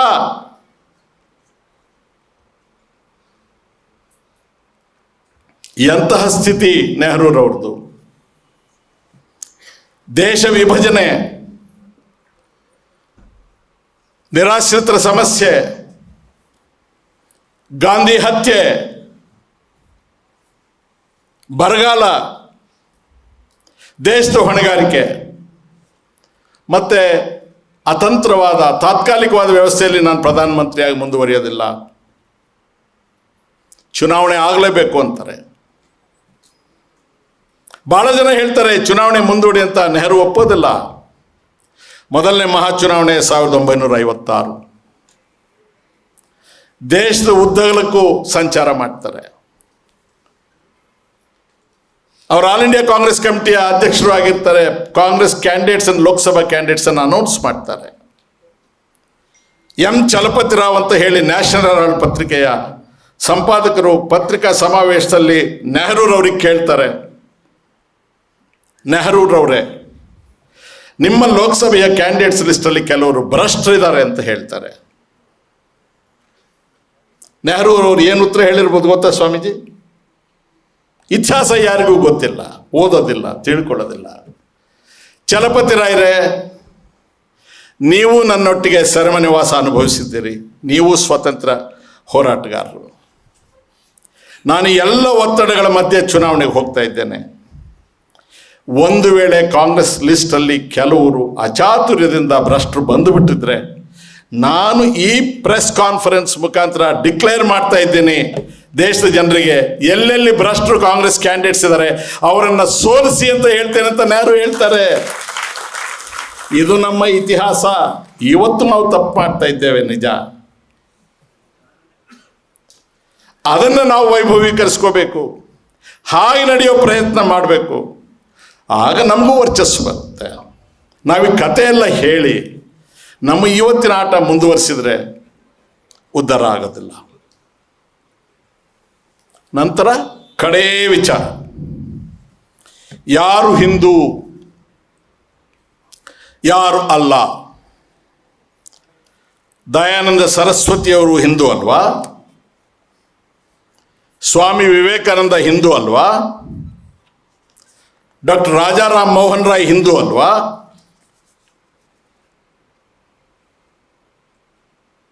ರವೀಂದ್ರನಾಥ್ ಟ್ಯಾಗೋರ್ ಅವರು ಹಿಂದೂ ಅಲ್ವಾ? ಜಲಿಯನ್ ವಾಲಾಬಾಗ್ನ ಹತ್ಯಾಕಾಂಡ ಆದಾಗ ನೈಟ್ಹುಡ್ ಪ್ರಶಸ್ತಿಯನ್ನು ಇಂಗ್ಲಿಷ್ ಸರ್ಕಾರ ಟ್ಯಾಗೋರ್ ಅವ್ರಿಗೆ ಕೊಟ್ಟಿರುತ್ತೆ, ಅದನ್ನು ತಿರಸ್ಕರಿಸ್ತಾರೆ, ವಾಪಸ್ ಕಳಿಸ್ಬಿಡ್ತಾರೆ. ನನಗೆ ಬೇಡ ನಿನ್ನ ನೈಟ್ಹುಡ್ ಅಂತ ಹೇಳ್ತಾರೆ ಟ್ಯಾಗೋರ್ ಅವರು. 1824ರಲ್ಲಿ ರಾಜಾರಾಮ್ ಮೋಹನ್ ರಾಯ್ ಅವರು ಚಕ್ರವರ್ತಿನಿಗೆ ಪತ್ರ ಬರೀತಾರೆ, ಏನಮ್ಮ ಇವರು ಯಾರು ಹೇಳಿದ್ರು ಅಂತ, ನೀನು ಸಂಸ್ಕೃತದ ಶಾಲೆಗಳನ್ನು ತೆಗಿಯಕ್ಕೆ ಹೊರಟಿದೆಯಲ್ಲ, ನಮ್ಮ ಹುಡುಗರಿಗೆ ಗಣಿತ ಹೇಳ್ಕೊಡಮ್ಮ, ನಮ್ಮ ಹುಡುಗರಿಗೆ ಇಂಗ್ಲೀಷ್ ಹೇಳ್ಕೊಡಮ್ಮ, ವ್ಯಾಕರಣ ಹೇಳ್ಕೊಡಮ್ಮ ಅಂತ ಹೇಳಿ, ಇದು ಮೇಲ್ವರ್ಗದ ವೈದಿಕ ಸಮಾಜದ ಹುನ್ನಾರ. ಅಕ್ಷರ ಜ್ಞಾನ ವಂಚಿತರು, ಶೋಷಿತರು ಈ ಸಮಾಜದಲ್ಲಿ ಬಹಳ ಜನ ಇದ್ದಾರೆ ಅಂತ 1824ರಲ್ಲಿ ಇದೆಲ್ಲಿದೆ ಅಂದರೆ, ರಾಮಚಂದ್ರ ಗುಹಾ ಅವರು ಒಂದು ಪುಸ್ತಕ ಬರೆದಿದ್ದಾರೆ, ಟೈಟಲ್ ಮರ್ತೋಗ್ತಾ ಇದೆ ನನಗೆ, ಅದರಲ್ಲಿದೆ. ರಾಜಾರಾಮ್ ಮೋಹನ್ ರಾಯರು ಬಾಲ್ಯ ವಿವಾಹನ ವಿರೋಧ ಮಾಡಿದರು. ಸತಿ ಪದ್ಧತಿ, ಏನು ಸತಿ ಪದ್ಧತಿ? ಗಂಡ ಸತ್ತೋಗ್ತಾನೆ ರಾಜ, ಹೆಂಡತಿನೂ ಕೂಡ ಚಿತೆಗೆ ಹೋಗಿ ಸಾಯ್ಬೇಕಂತೆ. ಆಹಾ, ಇದನ್ನು ಈಗಲೂ ಸಮರ್ಥಿಸ್ತಾರೆ ಇವರು RSS ಅವರು. ಇದು ಹಿಂದೂ ಧರ್ಮನ. ಹಾಗಾದರೆ ಹೆಂಡತಿ ಸತ್ರೆ ಇವನು ಹೋಗಿ ಸಾಯ್ಬೇಕಲ್ಲ, ಇಬ್ಬರು ಒಟ್ಟಿಗೆ ತಾನೆ ಜೀವನ ಮಾಡೋದು. ಆಯ್ತು, ಗಂಡ ಸತ್ರೆ ಹೆಂಡತಿ ಸಾಯೋದು ಓಕೆ, ಒಪ್ಪೋದು. ಹೆಂಡತಿ ಸತ್ರೆ ನೀನು ಸಾಯ್ಬೇಕಲ್ಲ, ಇವನು ಮಾತ್ರ ಮೀಸೆ ತಿರುಕೊಂಡು ಕಿರೀಟ ಇಟ್ಕೊಂಡು ಇನ್ನೊಬ್ಳಿ ಮದುವೆ ಮಾಡ್ಕೊಂಡು. ರಾಜಾರಾಮ್ ಮೋಹನ್ ರಾಯ್ ಇದ್ರ ವಿರುದ್ಧ ಇದ್ದರು, ಅವ್ರ ವಿರುದ್ಧ ನೀವಿದ್ರಿ. ಆದರೆ ನೀವು ಹಿಂದೂಗಳು, ಅವರು ಹಿಂದೂಗಳಲ್ಲ. ಈಶ್ವರಚಂದ್ರ ವಿದ್ಯಾಸಾಗರ್ ಆರ್ಯ ಸಮಾಜವನ್ನು ಕಟ್ತಾರೆ. ಜ್ಯೋತಿಬಾ ಫುಲೆ ದೊಡ್ಡ ಕ್ರಾಂತಿಯನ್ನೇ ಎಬ್ಬಿಸ್ತಾರೆ. ಪೆರಿಯಾರ್ EV ರಾಮಸ್ವಾಮಿ ನಾಯ್ಕ ಬ್ರಾಹ್ಮಣೇತರ ಚಳುವಳಿಯನ್ನೇ ಕಟ್ತಾರೆ ಅವರು. ಸ್ವಾಮಿ ವಿವೇಕಾನಂದರು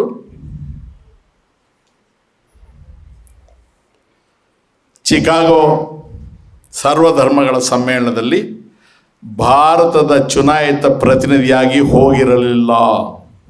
ಸತ್ಯ ಗೊತ್ತಿರಲಿ. ಭಾಗವಹಿಸಬೇಕು ಅಂತ ಹೋಗ್ತಾರೆ, ಅವಕಾಶ ಸಿಗೋದಿಲ್ಲ. ಪರಿಚಯ ಇದ್ದು ಒಬ್ಬ ಸ್ನೇಹಿತರಿಗೆ ಇನ್ನೊಬ್ಬ ಸ್ನೇಹಿತರ ಪರಿಚಯ ಇದ್ದು ಅವರು ಕೊಡುವ ಪತ್ರದ ಮುಖೇನ ಇವ್ರಿಗೆ ಅಲ್ಲಿ ಹೋಗೋದಕ್ಕೆ ಅವಕಾಶ ಸಿಗುತ್ತೆ. 1892 ಶಿಕಾಗೋದಲ್ಲಿ ಏನು ಮಾತಾಡ್ತಾರೆ? ಮದರ್ ಆಫ್ ಆಲ್ ರಿಲಿಜಿಯನ್ಸ್, ದೇಶದ ಎಲ್ಲ ಧರ್ಮಗಳ ತಾಯಿಗೆ ನನ್ನ ನಮಸ್ಕಾರ ಅಂತ ಹೇಳ್ತಾರೆ. ಅಂದರೆ ಒಂದು ಧರ್ಮ ಅಲ್ಲ, ಎಲ್ಲ ಧರ್ಮಗಳಿಗೆ. I am proud of my nation. ಇಡೀ ಜಗತ್ತಿನಲ್ಲಿ ಸಹಿಷ್ಣುತೆಗೆ, ತಾಳ್ಮೆಗೆ ಹೆಸರುವಾಸಿಯಾದ ಮಾತೃಭೂಮಿ ನಂದು ಅಂತ ಹೇಳ್ತಾರೆ.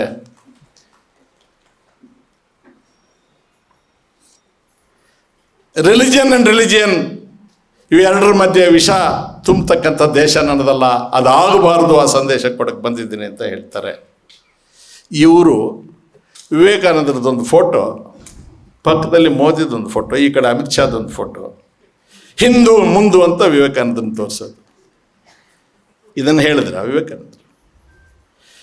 ಇಂತಹ ಜನ ಅವ್ರು ಹೇಳಿದ್ದೆ ಒಂದು, ಅವ್ರು ಹೇಳಿದ್ದನ್ನೇ ರಿವರ್ಸ್ ಮಾಡ್ತಾರೆ.